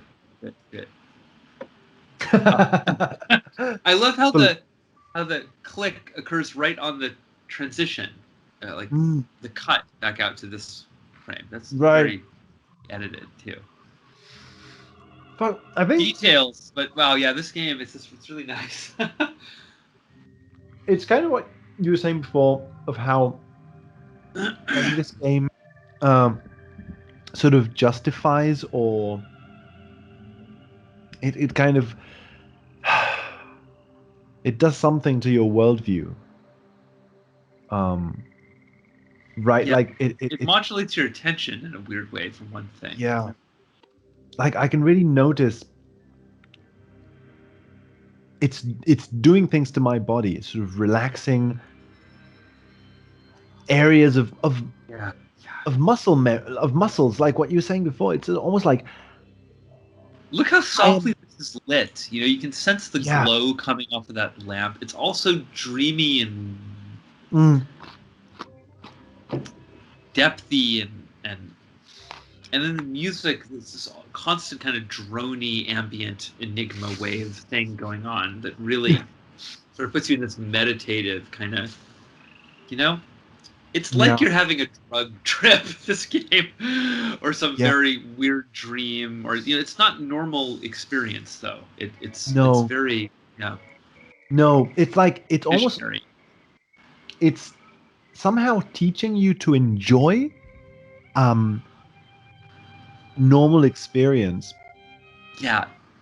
Through this weird medium, through this spiritual sort of like and I did that as a kid. Did you do that? I would kind of like almost like play adventure game in my real life sometimes. I would like try to go into this mode in the world as I was walking around like Haifa or whatever. Like it's a game and I'm like, you know, I'm in the best video game ever because it's like, look how realistic it is. And somehow that got me more excited about my actual experience to consider that it's like a video game it's like backwards, but it's just as cool as a video game, except it's like the ultimate video game because it's Yeah. nothing could be more realistic than my actual experience, the actual world, which is so immersive and dynamic and interactive. Look at all these characters that are, can't do that in a game. It's all just stupid conversation trees. Anyway, weird. I think like I also had sometimes the opposite effect in a weird way that I think these kind of video games they taught me to enjoy the world in the sense that I think they put me on a quest to enjoy the world or something. I totally agree. In that, like, I see this lighting over the book, and I'm like, "Fuck, this is the best thing ever." Yeah. I just want to like look at this lighting over the book. Yeah. But then when I'm in a real room, looking at soft lighting over a book, yeah, I don't feel as good. Yeah, right. And I think that it's almost like these games put me on a quest to try to enjoy the world in the same way that I enjoy this video game. And why do you appreciate it less when it's the actual thing? And it's a weird thing about human beings. Yeah. That was what my VR sickness was. It was a very exaggerated form of that. It wasn't just that I was oh, really right. My lived experience was so devalued compared to the virtual thing that it didn't even seem like real experience for a little while, Wow. Right, yeah. I haven't like a full like butterfly having the dream like inversion with it, the actual world seemed less real to me than the VR thing in a raw tactile way. It was just less bright, less colorful, less depthy. It just felt like a flat cartoon to me for a little while. Fuck. Wow. Yeah. Yeah, it was weird. Yeah, like that's strange. Like I wonder if it puts you in a sort of weird quest. It's almost like it activates a dark night of the soul because it puts you in touch with the divine. And then you're like, fuck, how do I get back there? And the game itself is constantly pointing to the fact that the divine is in all of these sort of mundane objects, like a book, a wooden table, right? Mm-hmm. This is like more than any fantasy stuff. What I find insane about this game is the wood and the book and the and the stones. I know. Yeah. And so that's what confused me. It's like, yeah, like you suddenly have to enter into this weird process of what is it about my daily life that is stressing me out enough that it doesn't allow me to enjoy mundane existence in that way. Yeah. I think drugs open a big sort of another sort of question there, because when I smoked pot for the first time, I remember like the first thought I had probably was, this is like being inside a sort of an adventure game. Like suddenly everything, my body felt good in a way that made it feel soft and light in the way that this game does, right? Like my body was no problem, no obstacle, no problem with my body. Everything is soft and beautiful and like or not soft or sharp and whatever it may be. I know what you mean. I was pleased to be there and to be receiving it and to be seeing it. Everything's an aesthetic experience. Yeah. Certainly. Yeah. And art. So You're sort of appreciating it as if it's art happening, Right. Yeah. So that also opens the question of like, it probably has a, it has something to do with just your senses, right? With just how relaxed or tuned or whatever your senses are, but it also has something to do with meaning, with what is the meaning framework with which you're receiving your life or something. Right? Like, are you seeing your life? I don't know. That's an open question, but like, that maybe there is a connection between the physical and aesthetic experience of the game and the meaning that it has, the fact that you're finding important things in the world and you're doing important things that are of importance to you or something like that. I love that. Yeah. I don't know.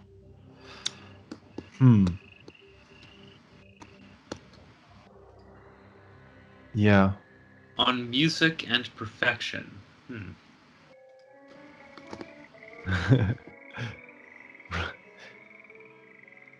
Okay. Oh shit. Okay, this is going to teach us about all the Zorkian instruments. Yeah. This is like puzzle information, I think. Yeah. Probably come back to it or something. Popper cake, Nambino. Yeah. Small percussion. Okay. Fleasel. Popper Can I cake. just say, by the way, that how like beautifully that last frame, if you click back out of this. Oh yeah. This thing, yeah. The dynamic range is handled here, like keeping everything else fairly dark and then just reserving that white for the lamps there above the image. Yeah. It's like the perfectly used, like it makes those lights feel like they're truly like searing off the monitor, you know? Yeah. It's really, really nice. Art direction. Bravo, whoever put that together. Yeah. Really, really nicely handled. And there's also this feeling that you can stare at them directly. Yeah. Without like, it's really bright, but you can look at them. They don't hurt your eyes or anything. It's just It's perfect, yeah. direct. Because everything else is so dark. Like there are lamps in the distance there over the bookshelves, you know, but Yeah.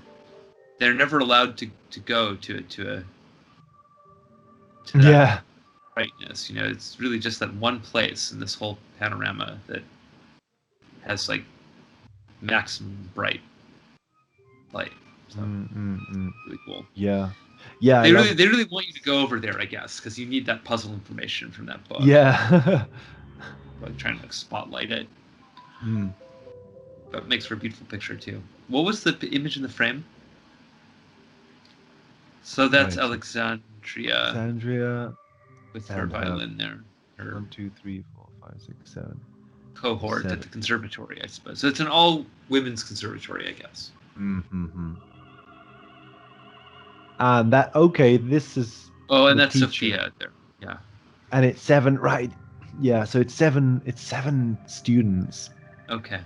7 students. 7. I keep thinking of the Pleiades. I think the 7. I think they're called the 7 sisters. Oh, interesting. Okay. I don't know. I don't know much about the 7 sisters, I guess.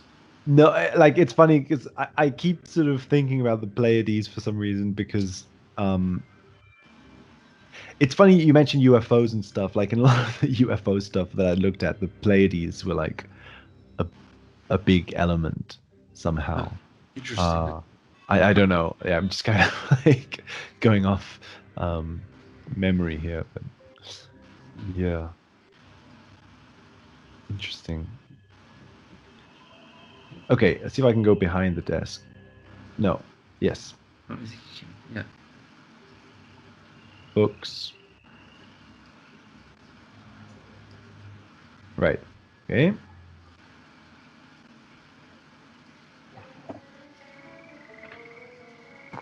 Oh Okay. God, so this is all the messages from Kane. Like, there's a ton of like story information here. I don't know. Right. Okay. How Yeah. we are reading all this kind of stuff. No, not really. Yeah. There's like I- some love affair between them. right. And then those were letters from Malvo, from the priest.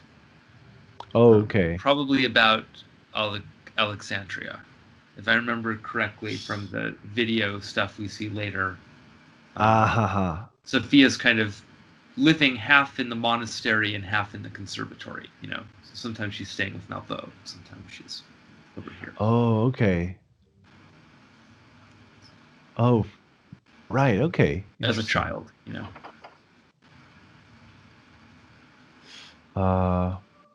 Does that lamp turn on? I seem to have a memory of that. It doesn't Maybe yet. it needs a key or something.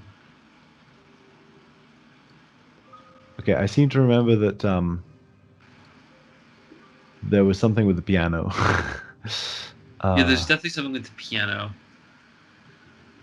I think we have to like hit the same pitch as that tuning fork, maybe. Right. Yeah. Exactly. I think that was. Ah.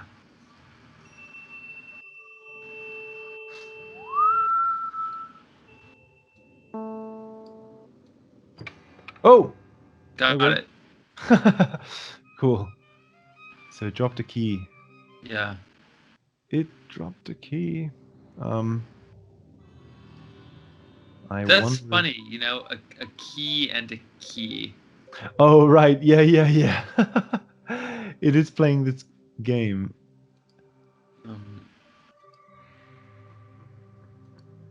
we need to look in the piano, I think. Oh, right. Because I think Yeah. it's like something was taped to that string. We heard it fall. Good point. Yeah. Yeah. Yeah. There it is. Right. Yeah. That's a good. Yeah. Okay, and then that's going to go in the lamp, I bet. Right. Oh. Fuck. Probably because there's something we need to see on the desk. I Mm-hmm. wonder what that was. Maybe it's just more letters or something. Or maybe, I don't know. Let's see. Can you pull on the little chain, maybe? Is that clickable? That's weird. Can you pull on the little chain coming off the lamp? Is it Can Oh, you this click? one. Yes. There we go. Ah ha ha ha. Right. Prepare the boiling solution. Seed with crystal. Crystal. Purify the crystal. Purify crystal. Ring the Right. notes together. Bring the notes together. Prepare the boiling solution. Stage. Oh, boiler. Okay. Furnace. Props. Okay. Venus. That's info for like puzzle stuff towards the very end of this world, I think. Uh-huh. I don't remember exactly what that's all about. I do remember like a crystal chamber. Oh, I think this was a really cool world. You actually like go on stage. Yeah, that's right. Yeah, that's right. Yeah. Yeah. That was yeah. You kind of perform some music or something with those weird instruments. That was Maybe. so beautiful. I remember because you sort of move behind the set. It's Yeah. Oh yeah. And there's a part that's like underwater or something ah ha ha. through the floor or Oh yeah. is there like a flooded area here? This is like the water world, right? Right.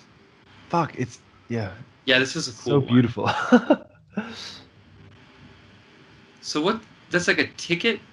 Yeah. Okay. Ticket dispenser or like Okay. maybe Yeah. a person would stand. It's like a ticket booth. Okay. Mm.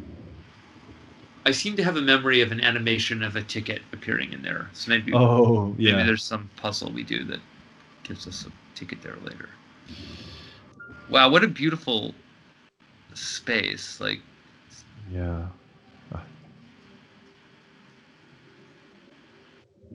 really cool.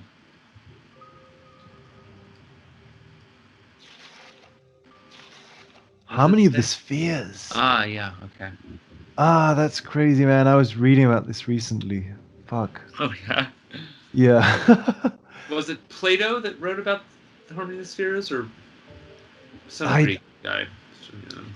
I don't know. Like this I was reading some people talk about it.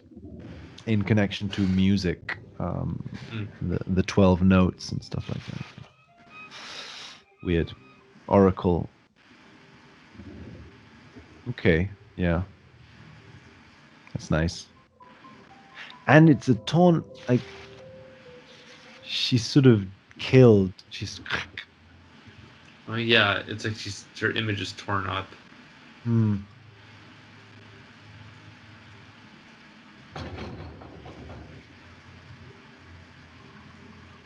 There was It was Pythagoras, harmony of the spheres. oh right. Proposed that the sun, moon, and planets all emit their own unique hum based on their orbital revolution. Huh. Um, Right. Weird. It's astrological, therefore. Mm. The harmony of the spheres would be the like harmonic representation of the astrological orbits. You know. Yeah. Yeah. This music is Good not idea. thought to be audible, but rather a harmonic, mathematical, or religious resonance. A silent music, the harmony of the spheres. It's like the eclipse in a way. You can see why they're running with that. Uh-huh. Yeah. There's like a union of opposites implicit in Mm. there. Also, about a whole relation of the harmony of the spheres is the whole orbital system. All those orbits together make up this. Yeah. These are weird ideas, like psychodynamic sorts of ideas. Right. So yeah, because you have to visit all of the planets in the planetarium and kind of perfect every one of the planets. Yeah. Yeah. So yeah, you're wanting to make all of the planets resonate perfectly with each other or something. Exactly. Yeah. Yeah. Just like kind of like balancing or harmonizing a personality, maybe, in an Mm. astrological metaphor. Yeah. All of your planet powers have to be Yeah, combined yeah. to create the correct kind of Captain Planet. Something. Right. Exactly. Oh shit. Practice. Yes. Oh, this is back to where Right. we were. Okay. I know there was another thing in here.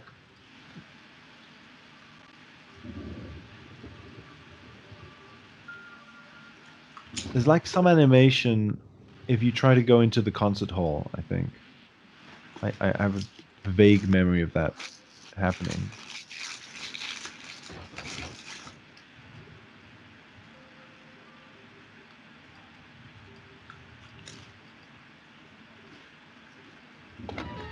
Oh God. Okay. Too late. We're closed. Sorry. Thanks for coming. Bye-bye. It's like a ghost. What is that? That's so frightening. Yeah. It's this I weird know. creature that just kind of says the same thing every time you click it. Yeah. Like, click on the door again. What happens? It's just an identical video loop. Oh. Joe? Here? Where have you been all your life? Joe. Yeah, right. That's a good one. Okay, that's different. That's interesting. They've recorded like multiple loops. She even had right? like a slightly different personality even from the first one. Like Yeah. slightly more. Okay, enough. All right, so you can't. It doesn't even loop. Okay. I go up here. Yes. Whoa. Very close to the wall. Shocking. It's a weird wall.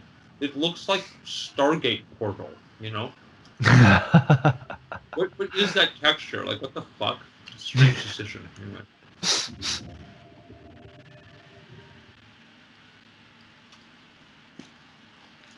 Yes. Why do I like saltines so much? It's like a really boring food. I love them. I would much rather have a saltine than like a Cheeto or like any other kind of like exciting snack. Yeah, I know what you mean.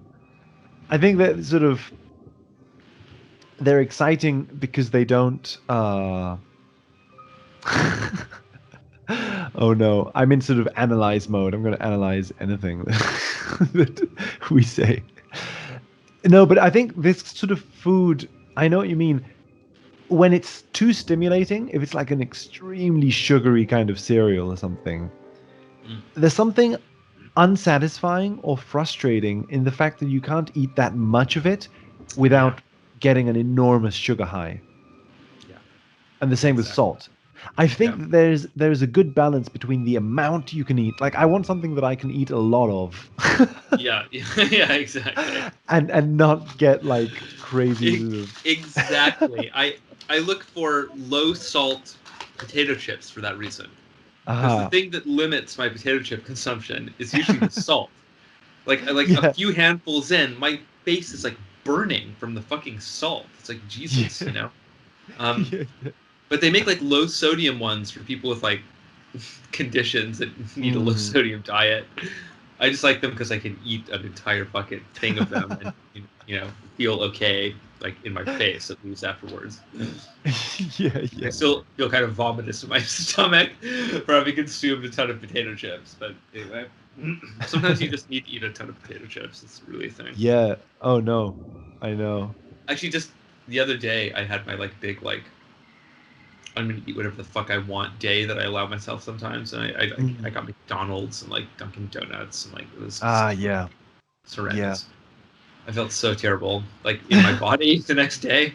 I almost didn't go into work. I felt like hungover, you know. But all I did was eat fast food, so, you know.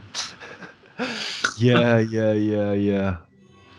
I know what you mean though. Like I have these days sometimes too. I kind of had one yesterday of just like um I felt like I needed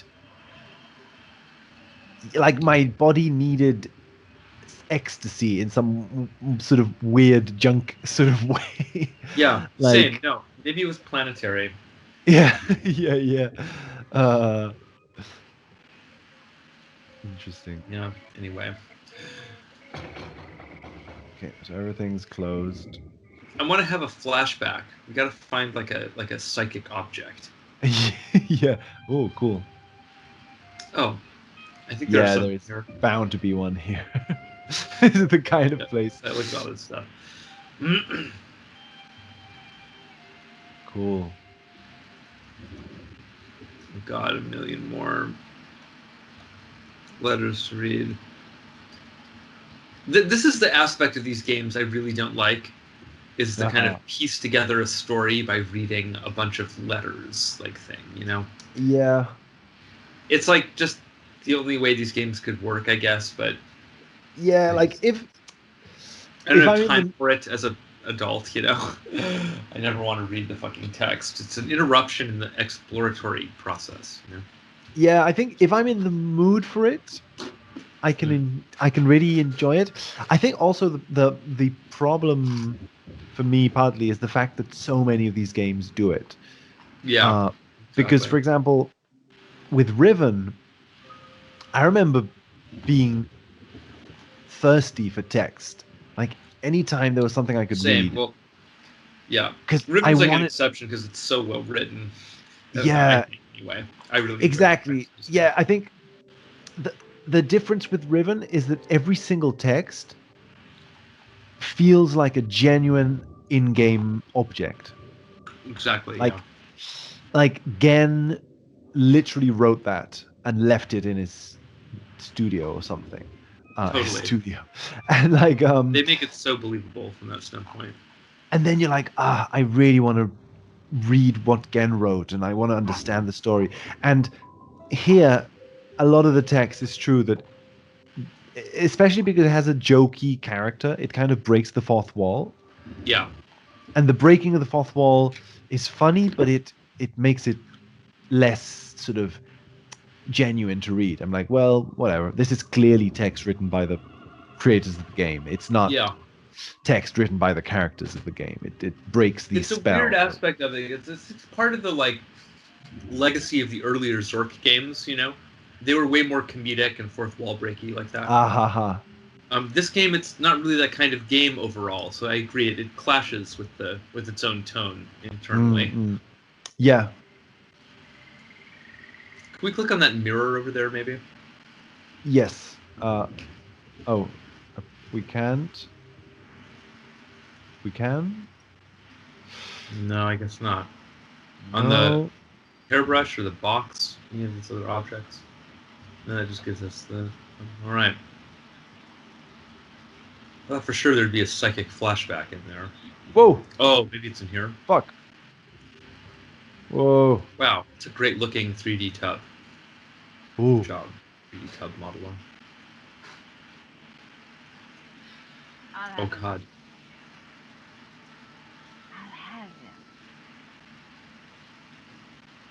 I'll have him not.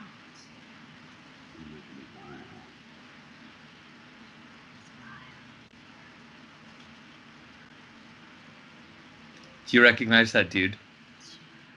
Kinda. He's the dad in Monster Squad. Ah. Only two. I have eyes everywhere. I know all your I should beat you for I should beat you for your fakeness. But I don't care. Because you and I are going to be together forever. And when the mistresses are old and lust is just a dim memory, and all they care about is finding who sucked my toothless bone. Let's do what you said. Just this. Is she about to kill him or something? Okay. Tone got very ominous at the end. Yeah, yeah. It sounded like it. Yeah. So these alchemists are really motivated by some kind of eternal life power trip fantasy, actually. Yeah, yeah. Let's see.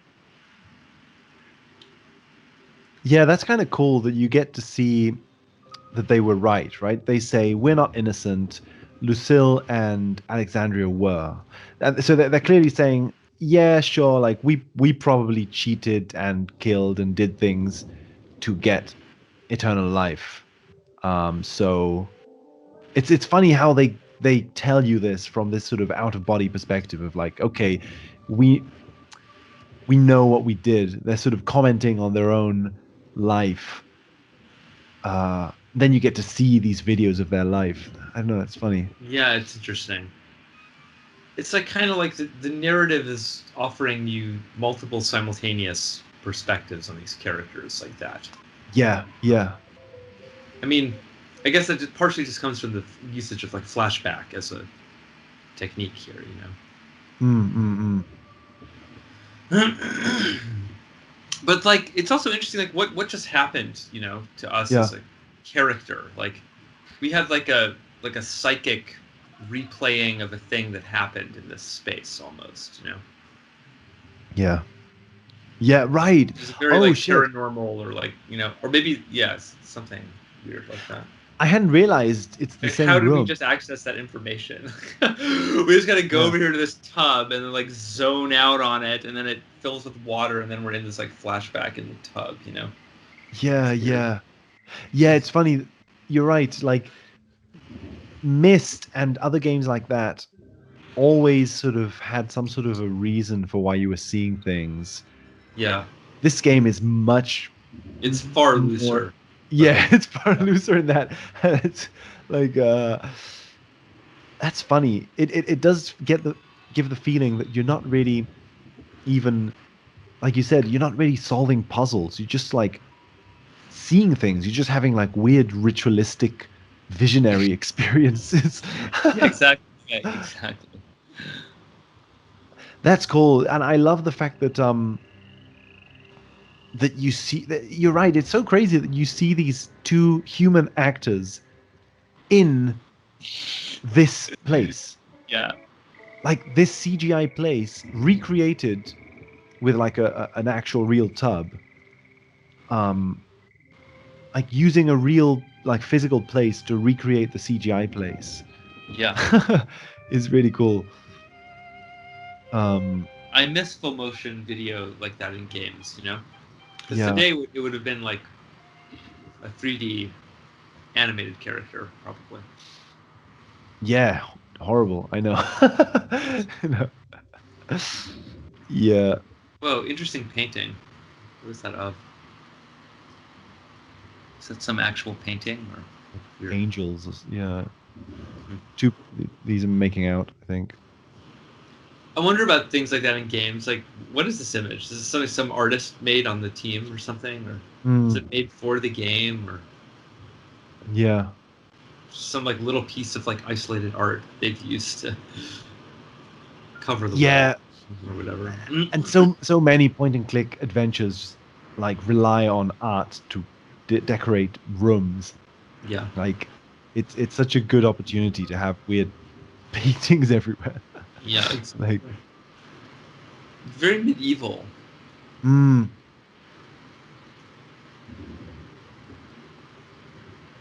okay. I wonder if there's more. And that's the thing. It's like, okay, well, but what was this room? Like, what, like, in terms of, like, I really enjoyed it, but what in terms of gameplay and stuff, like, Yeah, it's just a place to deliver some information. You yeah, read those letters, you watch that video, um, you see that Sophia is living in relative luxury here. You know, you're learning some stuff about her character, I guess. yeah, But like a lot of the stuff in these games is mainly like kind of like expository, like that. You know, it's just like the environment's just there to kind of teach you some things about the narrative or something. I don't know. yeah, yeah. What a weird room. It's like all Oh, windows, kind fuck. of. Oh, a book called Alchemy: Thoughts from Al Razorki. Zork. Oh, fuck. That the whole of astrology is an art musical, which reflecteth the operations and effects of the musical note, the pure sound, the subtle light, the secret influence of the harmony of the stars and planets dwells in every element. Of all the music of the spheres, this is the greatest. Only the one harmony of the spheres has the power to hold and fix the celestial influences, to keep them from recoiling back into their divided inanimate spheres. In this simple way of nature is the mastery. In this simple way of nature is the mastery to be attained. And I got confused by the Yoda speak there. But what is the harmony, and how is it to be discovered? There is in music a certain melody, a singular array of notes, which, when played with a pure hand, applies itself to matter. By this art may the one spirit be united to the universal, and cause a chain of perfect effect and proportion. proportion. For the magical properties of the music of the spheres draw entirely from the perfection of music, of the perfection of musical proportions. The string of the instrument is the limpid spirit of man, extending from the implementos to the earth, and partaking of both extremes. Oh, right.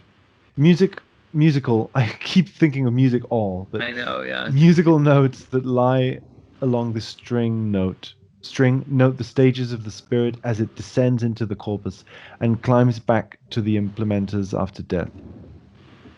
If this scale is played in the order true and designed, the limpid string passes through terra, aqua, air, ignis, and their corresponding notes C, D, E, B. Oh, okay, yeah. Okay. Right, so C is earth, D is water, E is air, B is fire. Okay. C Deb. So, C, Let's Deb. remember it. The order of the elements is the order of those notes along the string, the harmony of the spheres. When the musician hears the harmony of the spheres, blah, blah, blah. That's it, I think. Yeah. I do appreciate that in this game, they generally only give you a couple pages of these books. You know, Yeah. they're fairly short anyway. That was really pretty interesting, though. What a bunch of weird esoteric stuff. Like, Yeah.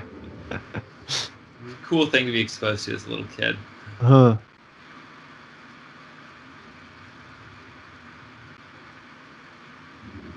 All right, I guess we should expect maybe one flashback per main exposition chamber or something. Mm-hmm. I'm not sure.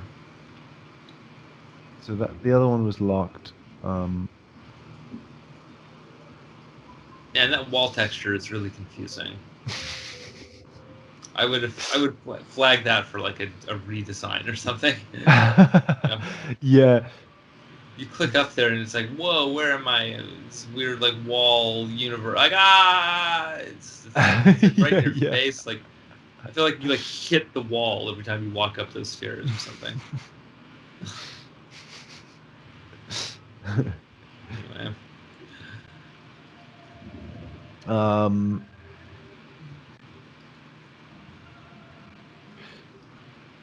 Oh. Practice? I mean, so now... Oh, that goes back through to this room. Right. Should we walk up onto the stage there? I think so, yeah.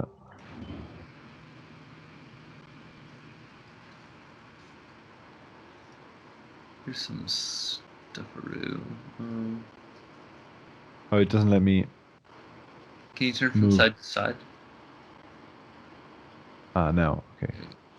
Right, yeah. Oh, yeah, here's all these instruments, right? Right, so I had to... Whoa! Wait, okay. That's cool. I can't control my body! Like, okay, plays a little MIDI thing for us. It's funny. Place it somewhere. Oh, we have to put it in the right places order for the Zork Orchestra. Yeah. There's a book or a map somewhere that shows where they all go, I think. Right. Oh my god, what are these like little sounds they make?